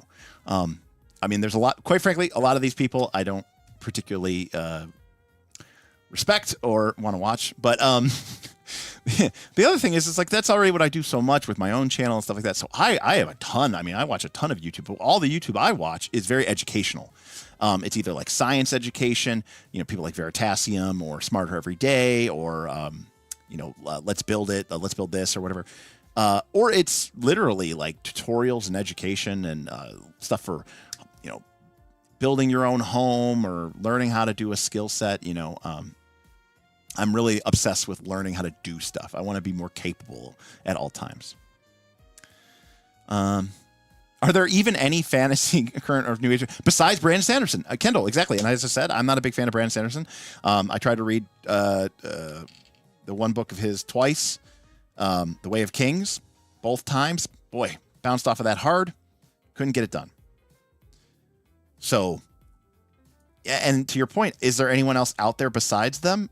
I don't think that there is. I really don't. So, it's kind of crazy. I'll say, messing with my volume here a little bit.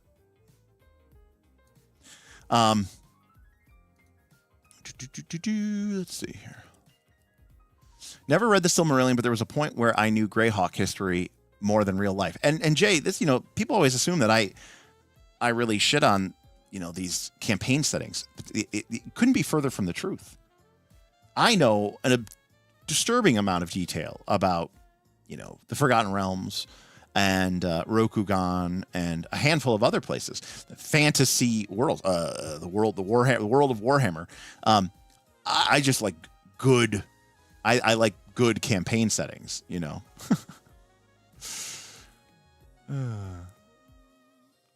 Lugs, what are those red books behind you? Also, I'm going to change up here. Let's put on, what do we got here? Lo-fi beats. Let's put in some lo-fi beats. There we go. What are the red books behind me? These ones? Those are Legend of the Five Rings books. The 5th edition from Fantasy Flight Games, now Edge. Those are my 5th edition L5R.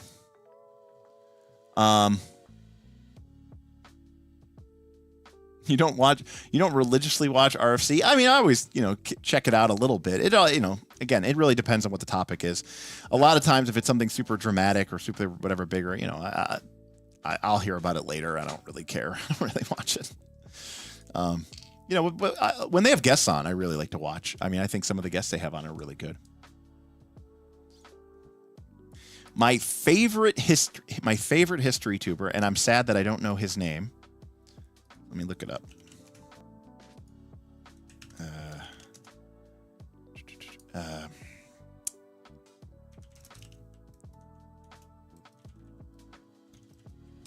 My favorite. Yeah, okay.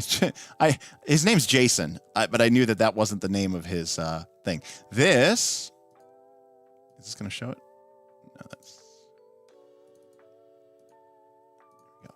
No, this is my favorite. This is my favorite history channel on the internet. I love this guy, Jason Kingsley, Modern History TV, and he just talks about what it was like to live in the Middle Ages, and he talks about being a knight. He talks about being a peasant. He has some really, really great stuff. Lugs says Dan Carlin's Hardcore History. I've been watching a lot more Dan Carlin lately. I was watching, I think it was just a conversation between Dan Carlin and another YouTube historian, and it was just really interesting. It was them talking about the Crusades. So I was really enjoying that, but I love this guy. I think he's great. I think has a lot of personality. It's the videos are very digestible. And he himself is like a reenactor. He's a horse, owns several horses. So there's a legitimacy to what he does. Anyways, I really like this guy, so I would check him out. Modern History TV. Look at him, almost 1 million subs. Good for him. Good for him. All right, let's see this. He's got almost 1 million subs. All right, he has 820K subscribers. So what are the odds? How much money do we think he makes off of YouTube?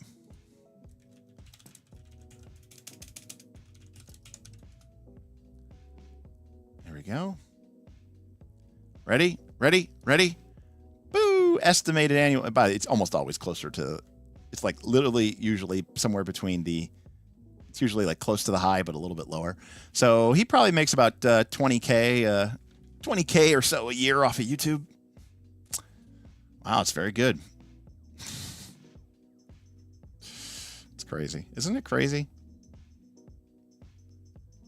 820K subscribers, 73 million views. And he probably only makes $25,000 a year. Crazy. I mean, he might have other income sources. He might have a Patreon, for example. I actually don't know, and I should probably check it out. But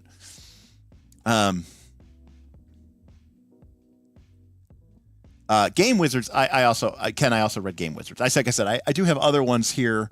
I just didn't know where they were. Now I'm wondering where they are. Oh, I must have moved them somewhere.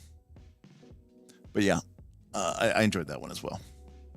There's one which I think is hard to get, which is called, I I think it's called Playing.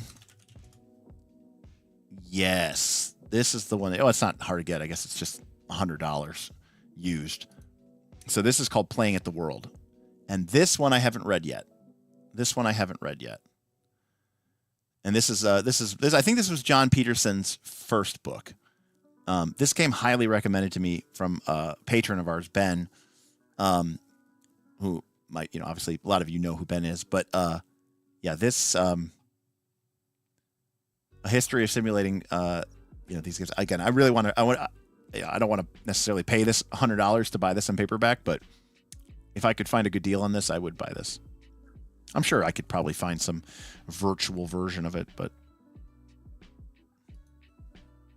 although it does look like it is only available in print.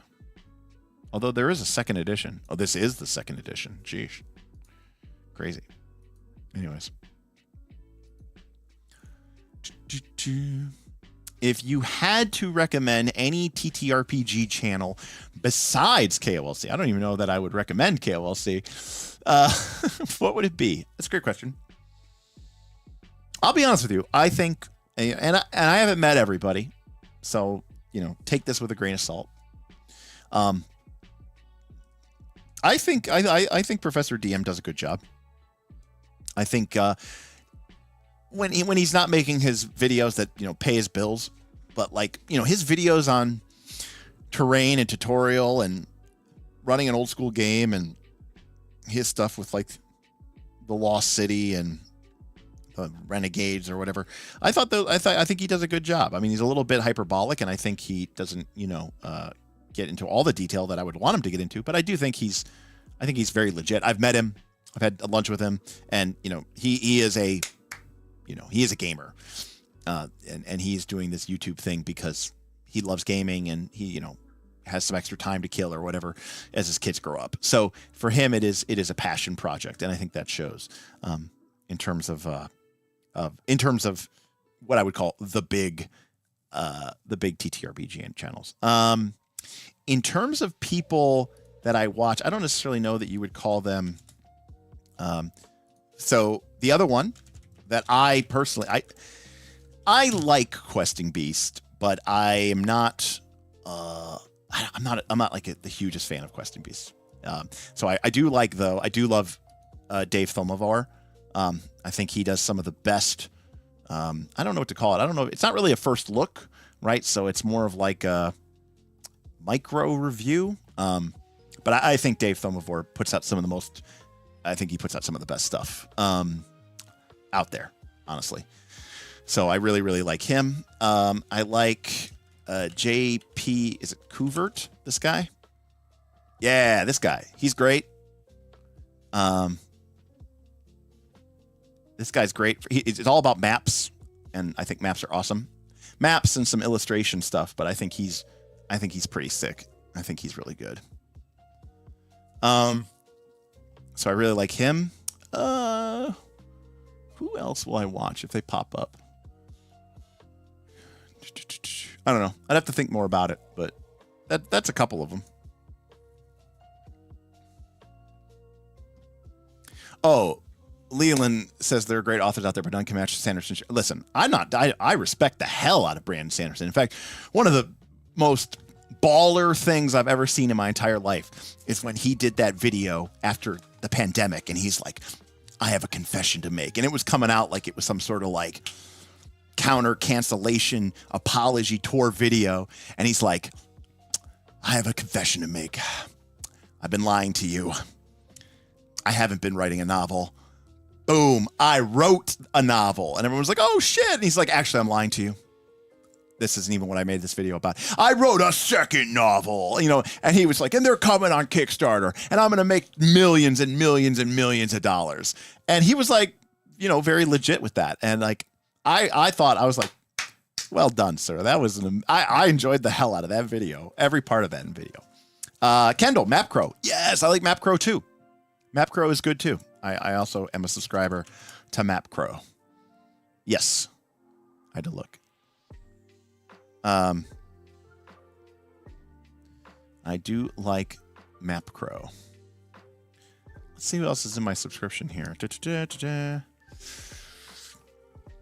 mean, I'm subscribed to the Rules Lawyer. I don't watch all of his videos, but I do watch them. I skip most of Jenny D's. Questing Beasts, I skip a little bit because, I don't know. I feel like he's like too caught up now in the OSR and his part in it. I'm not saying it like he went to his head. It's just like that's his brand now. And I feel like it's pigeonholed him a little bit. That's one of the reasons why I really respect Dave Filmivore. He just talks about games that he's interested in and games that he does, you know? Oh, yeah, speaking of fantasy, I've got Song of Ice and Fire on my shelves as well, too.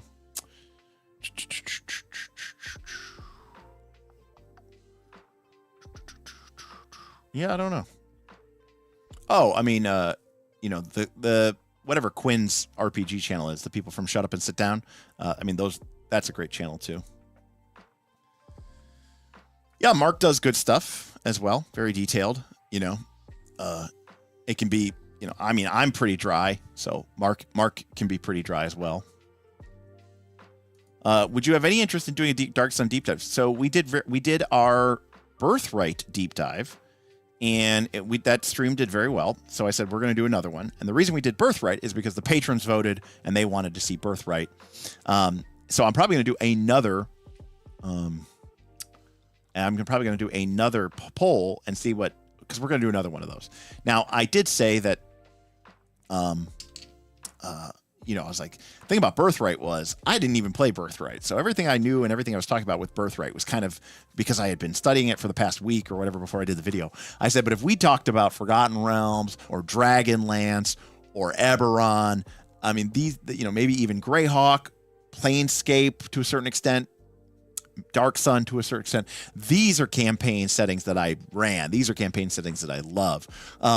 You know, Eberron, Forgotten Realms, Dragonlance. I mean, I have like an encyclopedic knowledge about that stuff. So I do love Dark Sun a lot, but I'll be honest with you. I didn't really play it in the 3E era. I only touched on it in the 4E era. I mean, obviously I was aware of it in the 3E era. And I know a good chunk about Athos and the Sorcerer Kings. And I know a good amount about the game world, but I don't have that kind of lived in experience. No, like as an example, I do not have the Dark Sun box set. I do have the Forgotten Realms box set, along with a bunch of other Forgotten Realms box sets. Unapproachable East, Savage North, The Shining South, and then I have like Planescape box set, and you know, so I have some other box sets, but I never had a Dark Sun box set. Yeah, Quinn's Quest, very high quality. Guy's a pro. I love him. I like his board game stuff better actually though, but Seth Skorkowski is one of my faves. So again, I'm not saying that I don't take this. I'm just saying it's not for me. There are two people who a lot of members of my Patreon actually really enjoy. People that I respect the hell out of in my Patreon, and they really enjoy. And the two of them that come up a lot are Seth Skorkowski and Me, Myself, and Die. And I don't like either of them. I'm not saying they're bad. That's not why I'm saying I don't like them. I'm just saying I just bounce off of them. So I bounce off of Seth's stuff really hard. I bounce off of Me, Myself, and Die. I think the whole playing with yourself thing is weird. It's weird to me. I don't know. I don't see the point of it, basically. I don't find it entertaining as a viewer, but I also I put myself in the concept of that and I go, I don't even know what is happening right now. This just seems pointless to me. But that's just my personal take, you know. I also don't like to read Brandon Sanderson, and he's clearly the current GOAT, right?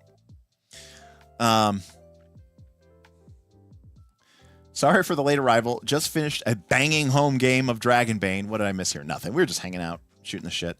I have off tomorrow, although I do have to get up in the morning to go see a movie, so it's not really that bad. Movie's at like 10, so it's a late start for me anyways.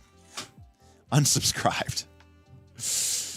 GM Scott. You got a Scott Brown balloon from him. God, I need Eberron and Dragonlance videos. I mean, I love both those settings. I love both those worlds for very different reasons. Amongst my favorites. In fact, while Forgotten Realms will probably always have my heart, in some ways. Eberron and Dragonlance is so near and dear to my heart, but Eberron, I think, in many ways was the superior game world. It's a superior campaign setting. And I love those other ones. But man, Keith Baker did such a good job with everything in that campaign setting. I just think he did such a good job. That world is so, it's not just interesting. It's built for adventure. Let me give you a good example. Forgotten Realms has this massive problem. It's undeniable. You've got Elementster, you've got Kelvin, you've got the Seven Sisters, you have all of the Catterley, you have Dritz, the Companions of the Hall. You just have all of these super high level, powerful, would-be demigod type characters just running around. And it just, I don't have to deal with the Zentarum. Elementster can go deal with the Zentarum. I don't have to go deal with, the Shades and Anarok because, the powers that be are not going to let anything bad happen. And I will admit that the Forgotten Realms, I think, suffer because of that high level NPC problem, because they need all these characters to be in all their cool books and novels. Eberron doesn't have that problem. The Eberron is a much, the NPCs, there's no singular super powerful NPCs. And when they are, they're typically very, very, very powerful. Am I watching Deadpool Wolverine tomorrow? Yes, tomorrow, 9:40 in the morning, Eastern Standard Time. First showing of the day. Me and a couple of my friends, we're going to see the movie, and then we're going to get lunch afterwards, and then have our afternoons free so that I can keep throwing my shit away. Oh, they better give me some money.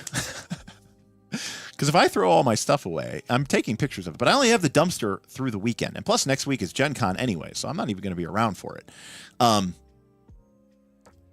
If I'm documenting this stuff, and to me, it is damage, it is a total loss. The cost to repair it would far exceed the value of this thing. And I'm sure they're going to give me depreciation on this stuff, which is fine. But if they're like, oh no, that's fine, and I'm going to be like, I'm going to kill someone.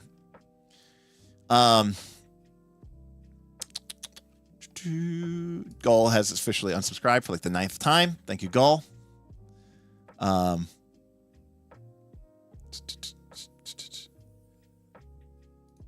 That's all right. I'll forgive you, Seth, with how much you like Eberron and 4th edition D&D. All right. Well, at least I've earned back your respect, Sunhawk, and that's all that really matters to me. Yeah. No. Was it Eberron? I think we tipped for another campaign video. Was it specifically Eberron? If it was, well then sweet. I thought we just voted that we were going to do another one, and that it might be up for a vote again.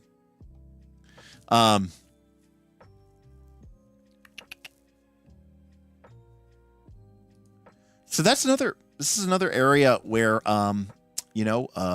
gameplay that is solo is not interesting to me. And I don't just mean in RPGs. I like board games. A lot of my favorite board games, like ones by Uwe Rosenberg, Agricola, Caverna, Ora et Labora, At the Gates of Loyang, Le Havre, have a solo mode. It's almost like a puzzle game, right? Where you're trying to get a certain score, beat your score. And I have friends who love board games, who love playing these games solo mode. It's very rare that I will pull out the game solo mode. Not interested in it. And solo RPGs, also not my jam. But I mean, I know, a couple, Kaz, who's been, on the show, a friend of mine, arguably he's kind of my boss at work. And not arguably, he is. I don't work for him. I work underneath him. Let's put it that way. But he got really into solo adventuring with Star Trek Adventures and the Captain's Log supplement, because he loves Star Trek and he loves that. And he's kind of more of a, quiet, inclusive, quiet, introverted guy. Worked really well for him, and he really loved it. It's not my thing. For me, again, role-playing games is about the collaboration with other people and sparking ideas off of other people. I love brainstorming. That's my favorite way to drum up ideas. Me sitting alone in my room with a blank piece of paper and a pencil and just thinking is very unproductive for me. I do much better, being at a coffee shop where there's ambient noise and I'm with 3 or 4 other people and we're having conversation and we're bouncing ideas off of each other and we're going on tangents. I do much better in those environments. If you had to run a long-term D&D campaign for players that are totally bought in, Which setting and which edition would you choose? Wow.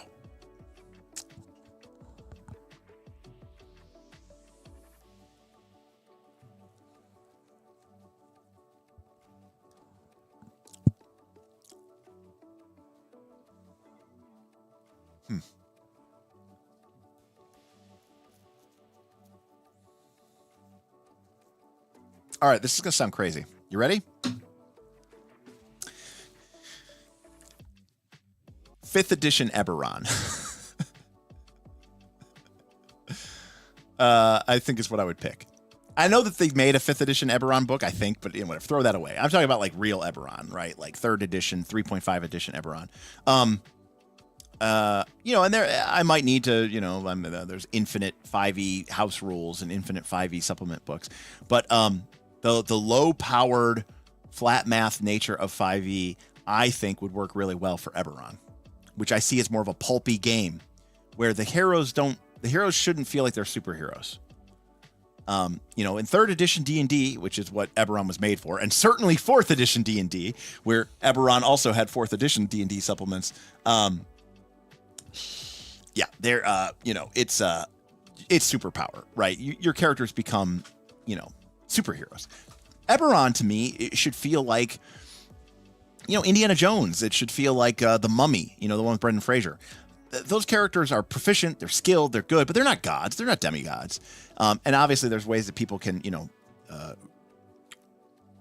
break their characters, but we discussed at the beginning of the stream, how that's the type of stuff that I don't either let happen or it would just never happen, to begin with. So it wouldn't be a problem.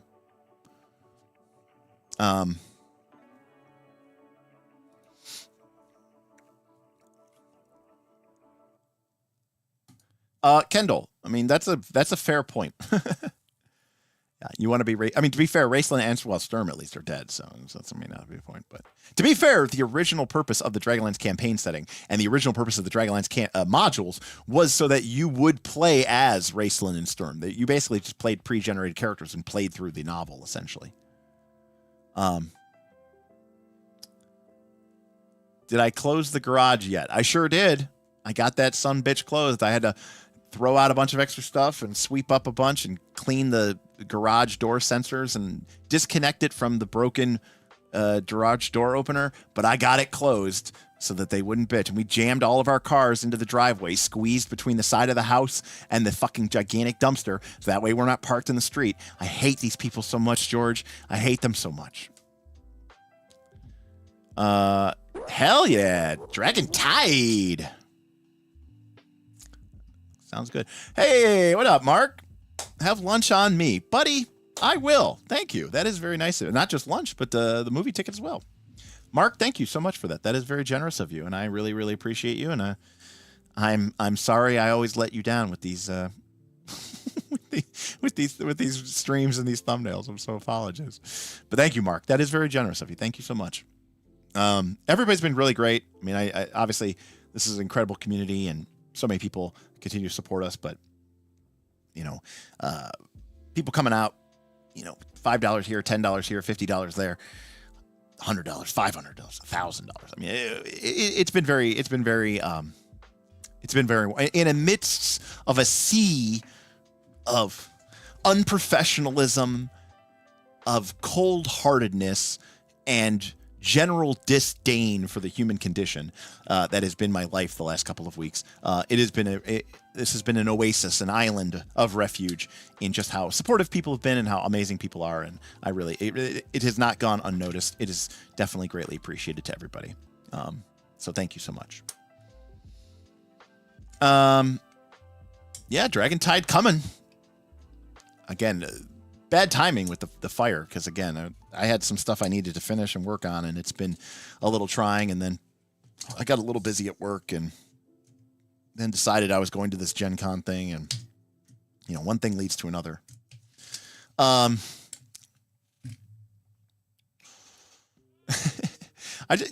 may have a problem. Almost everything I own is anime. Look, no, you know what your lane is, and you're staying in it. All I'm saying is, there's nothing wrong with liking what you like. You should not feel ashamed of that. All I'm saying is, occasionally it doesn't hurt to sample the menu a little bit, try out some other things. You're always free to go back to your favorites.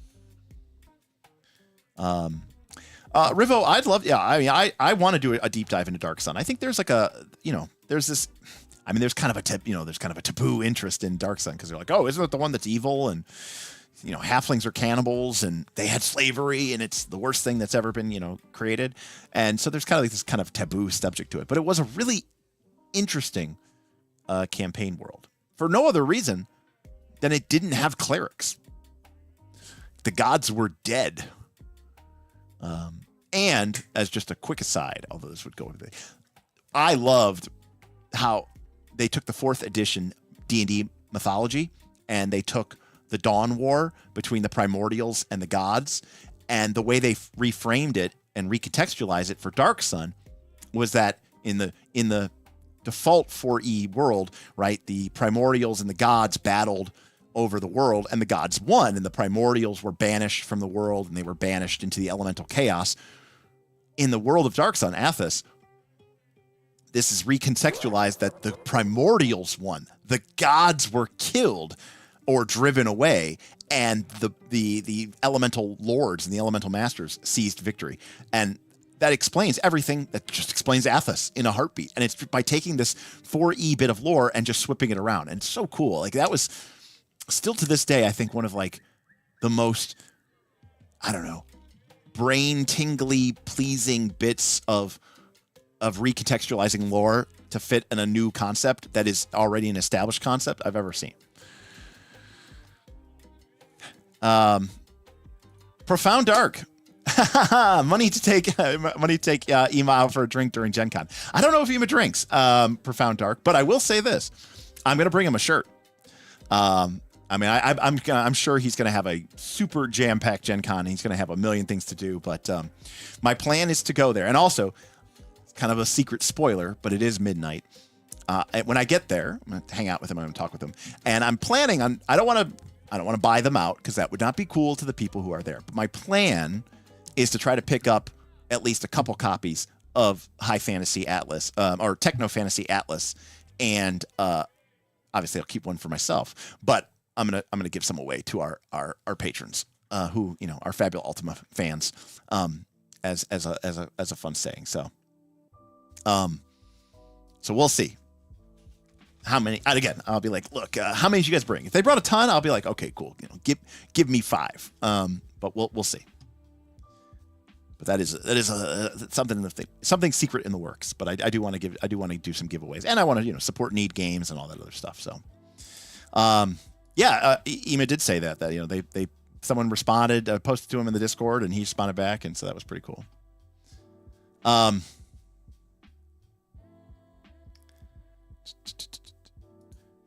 5e Eberron books are by Keith Baker, so they should be pretty good. Yeah, but there's something so pure and beautiful about the. There's something so pure and beautiful about the 3rd edition Eberron books. I love them so much. So good. Let's see. Jokes aside, I did really like the 5e Eberron stuff, but I never got around to play it in the space. I never read the 5e Eberron stuff, so I do not know what the 5e Eberron stuff is. I've been running Eberron with Savage Worlds. I find the pulpy action perfect. I bet that is great. I mean, Eberron is such a great campaign. In fact, in some cases, I think you're absolutely right. It may work better. Like if you took Eberron and you took the system from Broken Compass or Outgunned, but Broken Compass, and made it somehow, made it a little bit more fantastical. But with the Eberron, I think Broken Compass would work really well for Eberron. Full stop. I mean, all the stuff in Zendrick is basically just an Indiana Jones adventure anyways. And all the stuff on mainland, Corvair, is all just, Indiana versus the Nazis and all the political, stuff that he gets involved in with there. The World War stuff, post World War I Casablanca type action. It's perfect, right? As a prelude to the World War II. Obviously, like Eberron is set up in the campaign setting is it's a sense of you being in an interbellum period, right? That like essentially World War I has just happened. You're sort of in this post World War I uneasy peace, and everyone can kind of feel that the pieces are moving, that there's going to be an even greater conflict, and the players are sort of, you know, in the middle of it. And so it basically reads exactly like, you know, Indiana Jones. Is this live? I'm in LA and it's late here. It is live. Roll for combat. I didn't get on until like 10 o'clock. So honestly, I've only been going for 2 hours. He's at like Comic-Con or something. I don't know what he's doing. Well, to be clear, my understanding, Jeer, is that, Keith Baker wrote Eberron for Wizards of the Coast. And Wizards of the Coast bought the rights to Eberron before they even published it. Like they made, there was this big design search that they did. It was open submission. And you basically submitted your, like a 10-page or 20-page story Bible for your idea of a campaign world. And Wizards of the Coast like optioned like 10 of them. And then they gave them money and time to make like a proper submission. And then they ended up buying 3 of them. And only, to my knowledge, only one of them got made into the actual campaign setting, which was Eberron. So Wizards of the Coast owned it pretty much every step of the way, you know. We're live. We just got home from a concert with the wife. What's going on, folks? What concert, Casey?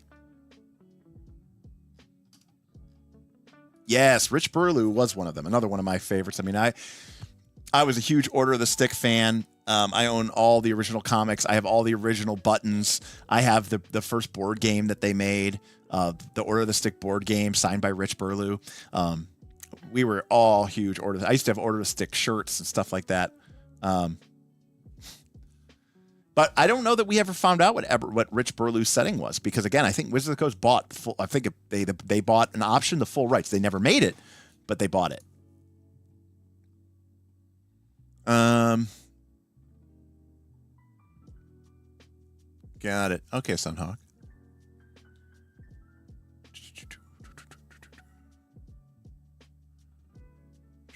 Eberron is the worst thing to ever happen to D&D. Disagree entirely. Dan and Shay, definitely a concert for her. Yeah, I don't know who Dan and Shay are, but I have very strange music tastes. Beowulf always comes in hot, so so I've earned some brownie points tonight.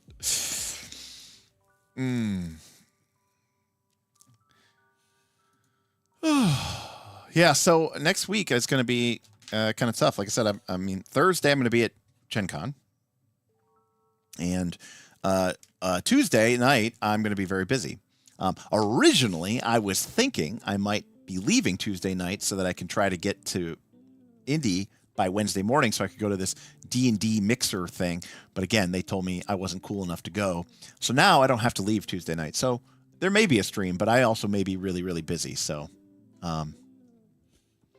isn't Eberron basically urban fantasy? No, I wouldn't consider it urban fantasy. I mean, it's not modern in any sort of contextualized sense. It is definitely more modernized in the sense of magic is a commodity, which, to be clear, magic in D&D should be a commodity. So there's a part of my simulationist brain that actually also enjoys Eberron because, you know, if you lived in a world where wizards, for essentially no cost, could create permanent, continual light, then in any campaign world where you had high-level wizards of good moral repute, where you have cities that have stuck around for hundreds, if not thousands of years, then of course all the streets would be lit with continual light flames or continual lights. Of course they would. Like, they just wouldn't not do that, right? In a game world where a single high-level wizard, okay, could be a PC, but it could have been 10 years ago, it could have been 100 years ago. There are high-level wizards that exist in this campaign. And they can spend, now, out of their own personal money, yeah, but think about how much money a kingdom has, where you can construct, you know, the wizard has to take one spell, right? Permanent teleportation circle, and they make it.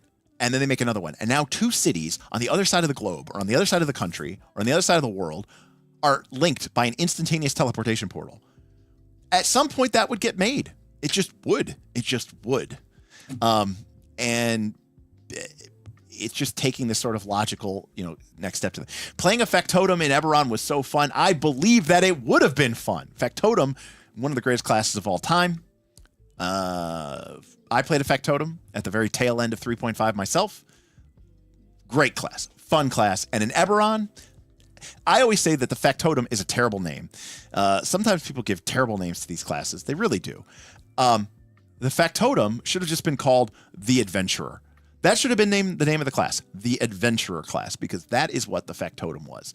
It was just, you were just a, you know, you were a rope swinging, you know, spell slinging adventurer. It was great fun.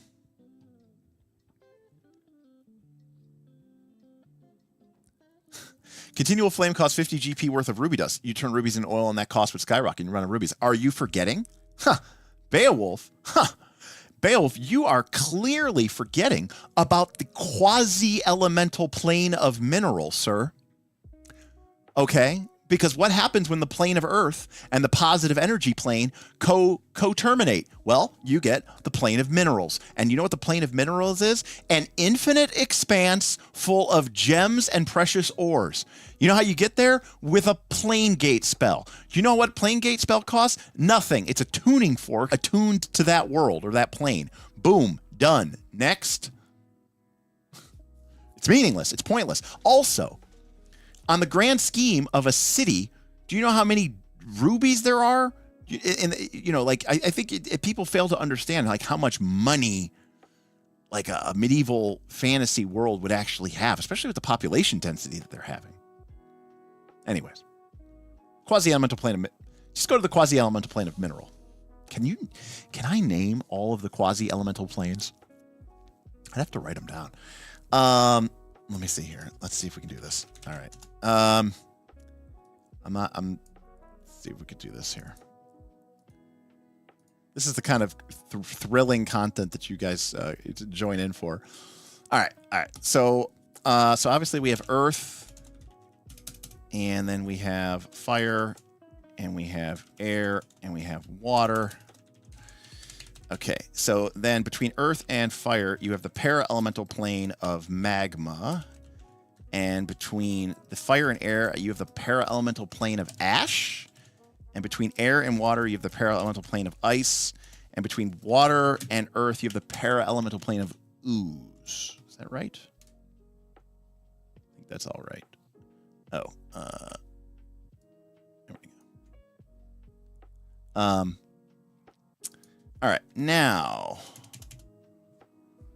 let's see what is next. Okay, so then we've got earth plus positive. So I'm just going to put earth plus. So earth and the positive energy plane, that is the plane of minerals. Earth minus. What is earth minus?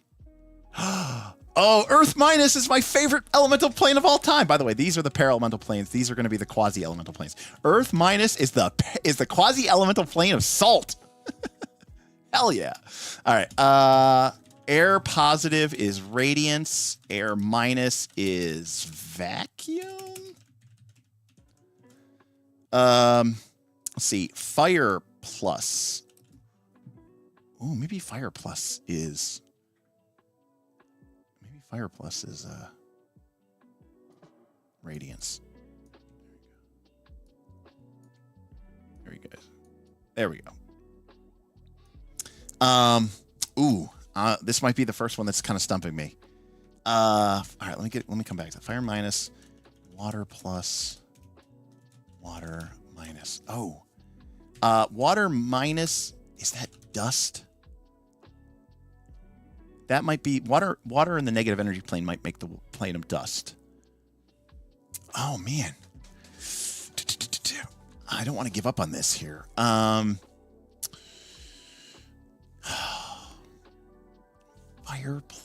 Fire and the positive energy plane. Maybe that one's radiance. I feel like air positive is radiance, though.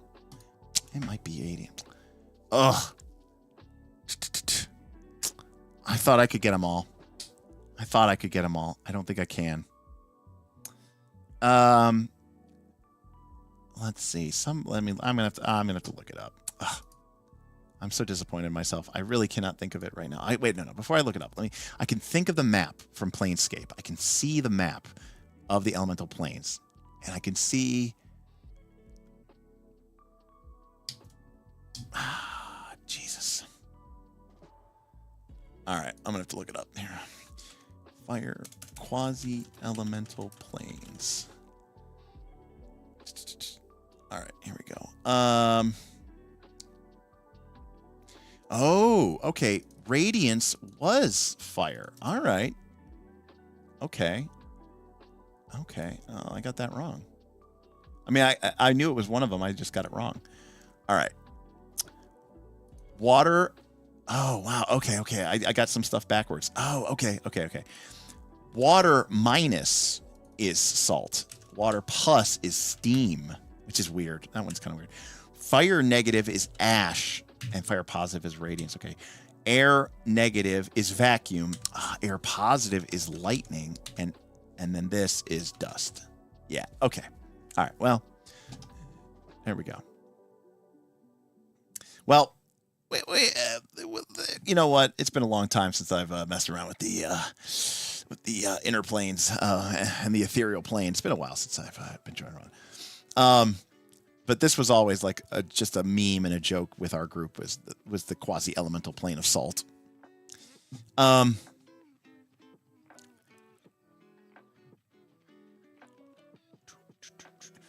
Eberron have elemental planes? Not as such.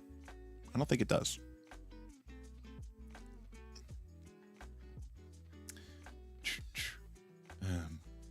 Plane Shift is a 7th level wizard spell. How many 15th level wizards? Well, you only need to be 13th level in order to cast a 7th level spell. Oh, no. Yeah, you only need to be 13th level to cast a 7th level wizard spell. How many 15th level wizards do you think there are, and how many of them are doing mining extraction? I mean, hopefully a lot of them. I mean, what else are they going to do?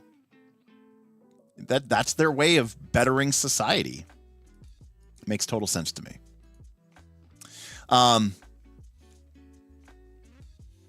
It is going as well as it could. Thank you for your well wishes. It's a little tough, trying to go through all my stuff and decide what to throw away and trying to make sure that the insurance company recognizes its value. Like, for example, let me pull this up here. I got it here somewhere.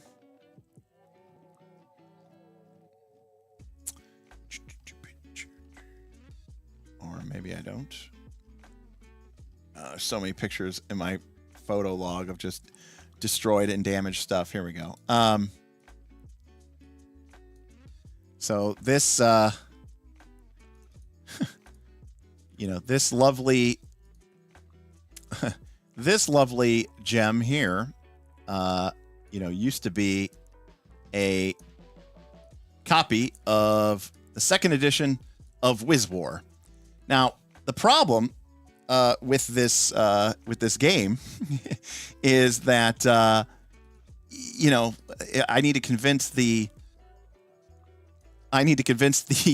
insurance company to replace this with the 2nd edition of Wizwar, which I think is like $100 or like $120. And I don't know if they're going to be like, what? What do you mean? It's a board game. Isn't that like Monopoly? Isn't that like $15 from the Target? And I'm like, no. This game's out of print. They're like, oh no, we found it online for $40, $50. I go, oh no, that's like the current edition. That's like 5th edition. I want to replace my edition, which is the 2nd edition.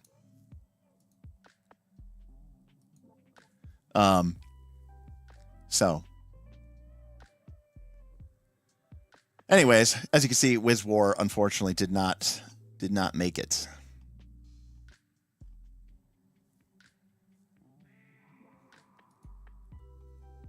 Eberron had 13 planes, and yeah, they were very different than the normal planes. There was like a plane of fire, but it didn't operate the same way that like the normal Great Wheel cosmology, the inner planes, the outer planes worked in the traditional Great Wheel mythology.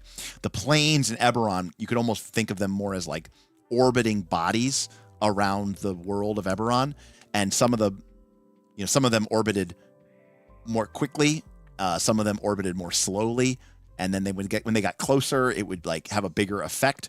And so some planes became, closer once a month.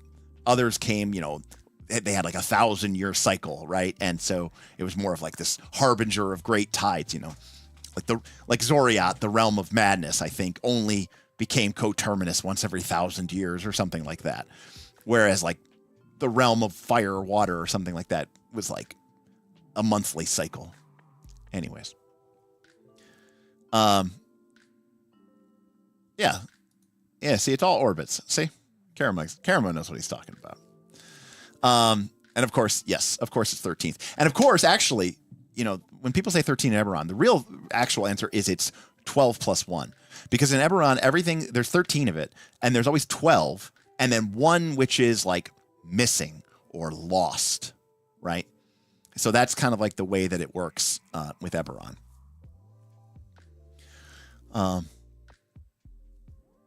So, yeah, exactly.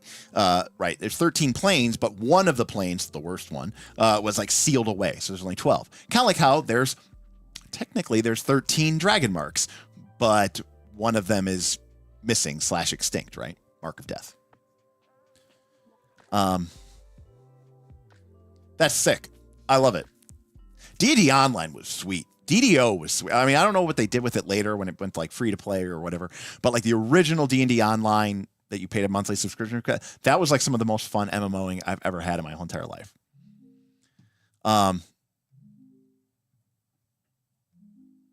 Yeah, I mean, there's like such a Easter egg lore in Eberron. I think it's amazing. I love it. It's so fantastic. And I just think, like even when I think about like the countries, the nation states, even like the 5 nations, they're just so different from one another. They just stand out in my mind so much.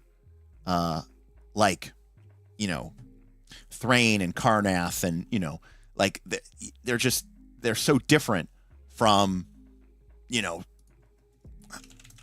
well, I mean, obviously they're so different from the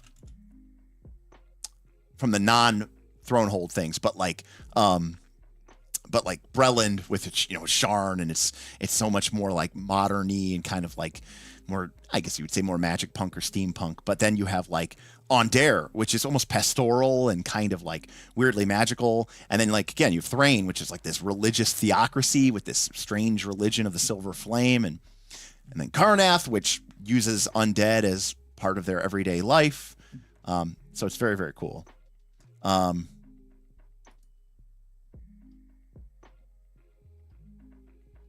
then, of course, Sire got blown up. Oh, that's disappointing and gross. Very much so. Oh, well, it's past midnight. It's probably getting late for some folks over in central time zones as well. Oh, and I do got to go see a movie in a couple hours. Well, not a couple hours, but like in like 9 hours. So I'm probably going to dip out here, but thanks everybody for hanging out with me. I appreciate it. And thank you again to the fine folks who came out and decided to throw some love my way. Always appreciated, especially when I don't have a tip goal or anything like that. That's just something you guys are doing just because you want to, and you're groovy and you're cool. And I really appreciate all the amazing support and fantastic fantastic help that you all give me. Plus, you're all just really good people. So, but yeah, shout out to Profound Dark, Mark T, Whipplestein, Damian Williams, Monty Brewster, and Mr. Green Hippo for all of your support tonight. And of course, thank all of you for either being a member of the Patreon or for coming out here with us and hanging out with us. It's always a good time. Yeah, KC, Deadpool. We're gonna go again. I didn't see the second one. I saw the first one, thought it was okay. I'm not like super huge into Deadpool, but I thought it was fine. I thought Ryan Reynolds was funny, and I've seen like enough clips over the years of the second one that I'm like, okay, where plus I like Hugh Jackman, and bringing in Wolverine is fun, and I love all that multiverse shit. So, I'm looking forward to it. I'll let you guys know how it goes. And then also tomorrow, no RPGs on Friday. Derek is going to play. He's going to play Bloomborough, the new Magic the Gathering set, and I'm super excited about it because, of course, you have it's a world of anthropomorphic animal people, right? You have red-white mice. You have red-green raccoons. You have red-blue otters. You have red-black lizards. You have blue-white birds. You have blue-black rats. You have blue-green frogs. You have black-green squirrels. You have black, red, black, green, and then you have red. Oh, and then you have white, green rabbits. So, very cool. And if you know Magic the Gathering, like the mechanics are just like so cool, but. Because it just makes sense, right? Like white green rabbits, right? It's white green. Well, what are some of the classic white greens, right? White greens like tokens matter, or it's white green tokens go wide. And of course, being rabbits, they go wide. Like you have a ton of token makers, and you have these big, rabbit cards, which make more rabbit cards, which make more rabbit cards, and so it's like so thematic, and that's so fun. I really, really love it. And the art looks amazing. And after Outlaw Thunder Junction and Modern Horizons 3, I am totally fine for a lower power level. Excalibur is in the set, but not in name. Yes, are you talking about Crag Flame? The weapon of Mabel, heir of Crag Flame? Excalibur is that's a nice shout out from the past, huh? Blast from the past. I will be playing at the Great Lakes Game Emporium. That is correct. Red green raccoons. Do they use duct tape for everything? Keep your stick on the ice. No, red green raccoons uses a new mechanic called expend, where they get a bonus or an effect when you spend your mana. I don't really know how that ties into raccoons, but it seems like it's interesting. I mean, it ties more into a red green thing, which is red green likes you to spend your mana on stuff. So anyways, excited for that. Excited for the movie. It should be, after 2 really rough weeks. I mean, if everything goes according to plan, tomorrow I'm going to go to the movies. I'm going to go get a lunch. I'm going to come back. I'm going to work in my garage. And then I'm going to go enjoy some Magic the Gathering. And then this weekend, I'm going to finish up the work in my garage. When I leave, the walls will still be blackened and soot covered, but all of my stuff will have been, that I'm getting rid of, will have been thrown in the dumpster, which will be ready for pickup Monday. And the garage will essentially be emptied out so that we can figure out what we're going to do and clean it up and repaint it and start getting the process then. So the garage will be in that state, empty, a little charred, but empty and cleaned up and need of repair. And then we'll go into next week, and I'm going to try to get some Dragontide stuff done. And then I'm off to Gen Con, and not for the whole weekend, not for the all 5 days, Wednesday through Sunday like I usually do. My plan is to come in Wednesday evening, stay somewhere, ? I don't know where I'm going to stay. I don't know if I'm just going to find a small motel on the outskirts of town and then just drive in Thursday morning. And then my plan is to stay Thursday night somewhere, again, pending to be determined. I don't know if I'm going to be crashing on someone's couch or floor, or if I'm going to just drive out of town and find some other cheap flea bag motel and still probably pay $150 a night. And then if I have a place lined up for Friday night, I'm going to stay all day through Friday, wake up Saturday, and drive home Saturday morning. I don't really want to be at the convention Saturday, and that way I can get home at a reasonable hour on Saturday instead of getting home late on Sunday. I get home early. And then Monday, after this weekend, my dog Zeus, who people have also supported with some amazing donations, I'm taking him to get his big surgery done. And while it is joint surgery. It's a knee surgery, so it's not like they're removing a cancerous tumor or he's having heart surgery or something like that. He's still going under a general anesthetic, and complications and surgeries do happen. And I would be lying to you if I didn't say I am a nervous wreck about it. So it's because he's my little buddy, and he's older. He's 10 years old, and he's not quite the.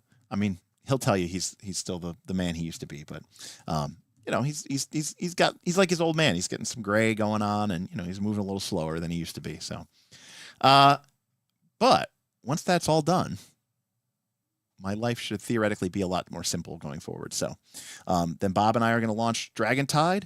My hope is that by that time, Player Core 2 is out officially. It's out on Foundry. And Smith can finish up the last bits that he's doing for Northern Reaches. So we'll probably end up launching Northern Reaches and Dragontide around the same time, which may not be a great idea, but that's probably the way it'll happen. And then once I get the final thing done with my garage cleanup, I'm finally going to be able to cycle back and start doing some of my Patreon games that I'm going to be running for my premium members or gold ticket members, along with maybe some very high silver ticket members. And again, that's a game that I'm going to be playing for and with my patrons exclusively, and also going to be recording those, not live, but I'm going to be recording them more than likely and making those videos available for my patrons only to be able to watch. So, you might get to see Derek doing some GMing with some really great folks. So I'm really looking forward to that because I need to play more RPGs. Let me be clear. Let me say this again. I need to play more RPGs. My current group of friends suck. No, I'm just kidding. They don't. But, Bob and Smith and Tim, and these guys are so busy. And I'm busy too, to be quite honest with you. Fridays, it's not always the best day, but these guys are busy too. And so when you take 3 or 4 busy guys and you try to mesh up their schedules, you end up getting a lot of canceled sessions. And, that's not ideal for running a bunch of games. So, this is, as much as this is me doing a great, favor and service for my patrons and giving them a little bit of a fun give back for being so generous with their contributions to the channel. It's also, quite frankly, it's good for me. And I'm excited to play with these players. They're good players. They're high quality players. They're invested players. And what more could a GM ask for than that? And, just getting a chance to run some of my favorite games is always a pleasure. So I am really looking forward to that between Dragontide, Northern Reaches, and running these gold ticket games like Avatar, Blades in the Dark, Scum and Villainy, 4th Edition, Forbidden Lands. I mean, we have like 5 or 6 games that we want to queue up and get them running, and I'm excited for it. So, all right, everybody, I will see you later. I don't know what next week's going to look like. Again, it's going to be busy. I'm going to be in Gen Con. I'll probably, I've got my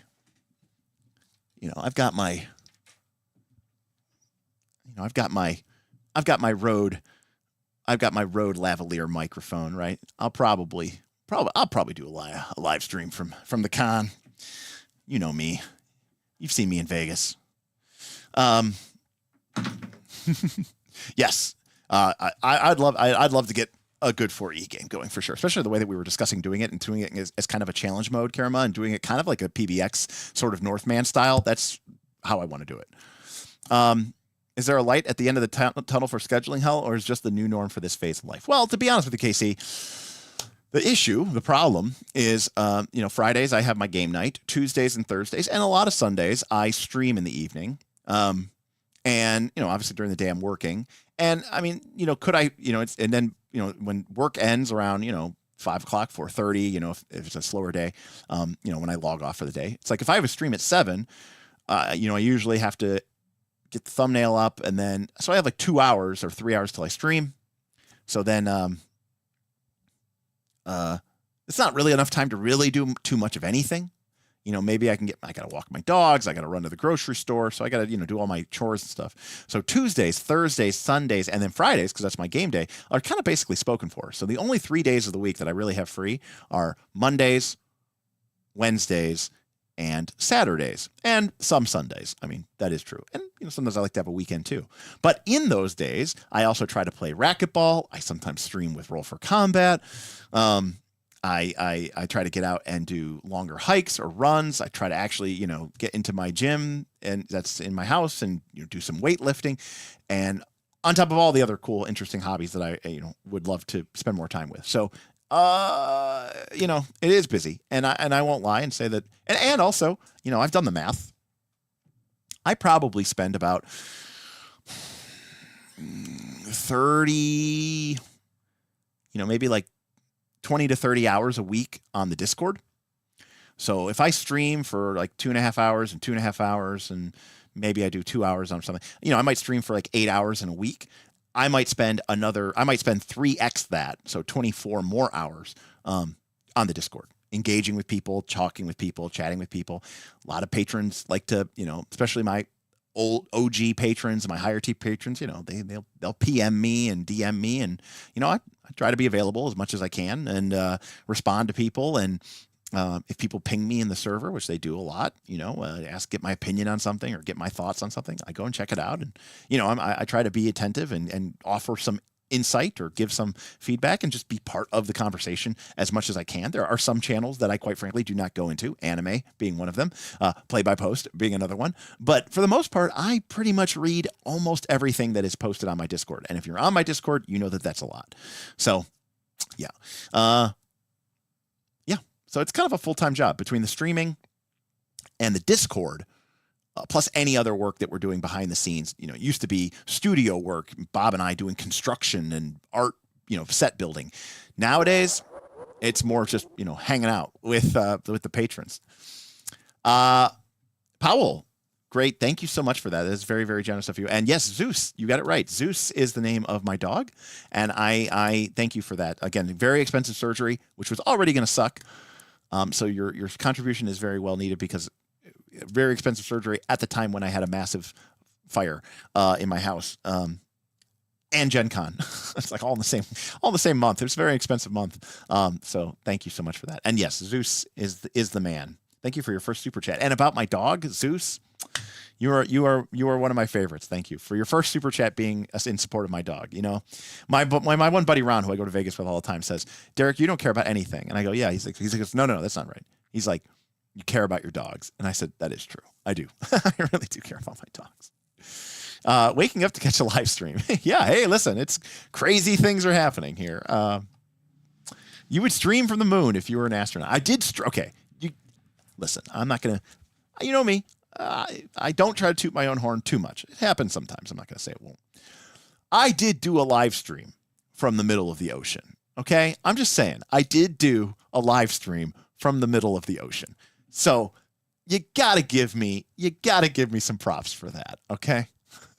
I was on a vacation on a cruise in the middle of the ocean, and Starlink got it set up, and we did the live stream, and it was a nice live stream too. I mean, I think the connection was pretty good, and we had a nice little live stream there. It was pretty good.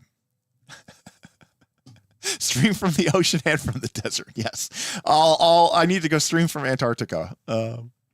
I gave up ever catching up on the Discord. I routinely just scroll past the 100 plus message conversations. Actually, Thaddeus, those are the conversations that I actually make the most effort to read, because if there's something that has 100 plus conversations, I mean, if you really want to know, my rubric is if I see that there's a channel that has a lot of unread messages, I go in there and I look, and if it's just two people going back and forth, I may quickly stream it, just to see if there's anything really popping out at me, and I'll add some thoughts. But what I'm really looking for is, did 5 people, did 10 people? If 10 or 11 patrons all got involved in this conversation, then that's something that, kind of gained a bit of traction and, probably deserves my extra attention. And so that's kind of how I kind of do that. All stream biomes ranked when? I've said on about 3 or 4 channels. If I had to read only a couple of channels, obviously I would read general open RPG discussion and KOLC content chat. I also tend to read open NR chat and Dragonbane, because those are where we're working for our mega games. GM questions, remastered decompressed War Priest, general PBTA, other games chat, and Fabula Ultimate chat tend to be where I spend. Also actual art, or actual arts and minis, crafting, flex your collects, and what you're reading. Those are the ones I actually probably spend the most time on. Beowulf, I wasn't specifically calling you out, But Beowulf, that is exactly the type of thing that I'm talking about. I am talking about you and Colin, and it's 150 messages of just you two back and forth. I'm not saying there's anything bad with it. I'm just saying that was clearly just a conversation between two people, right? Like it wasn't like a community-wide group discussion. So, yeah, dumpster. I mean, if you read the Dumpster Fire and KLC content chat, you're getting 70% of it. And if you have a very particular interest in a very particular game, then, you can read it there. All right, cool. Well, thanks everybody. I enjoyed hanging out with y'all, and hopefully you'll hear from me next week. If not, I'm dead. But like I said, I'm willing to bet I'll stream from the con, get some people on there, let me know in chat, let me know in the Discord, Who should I go talk to? Like maybe I could just go interview somebody randomly at the convention. Make it super awkward and painful for everybody involved. All right, everybody. I am going to head out. So hopefully you all have a nice weekend, and I'll see you next time on Knights of Last Call. Peace.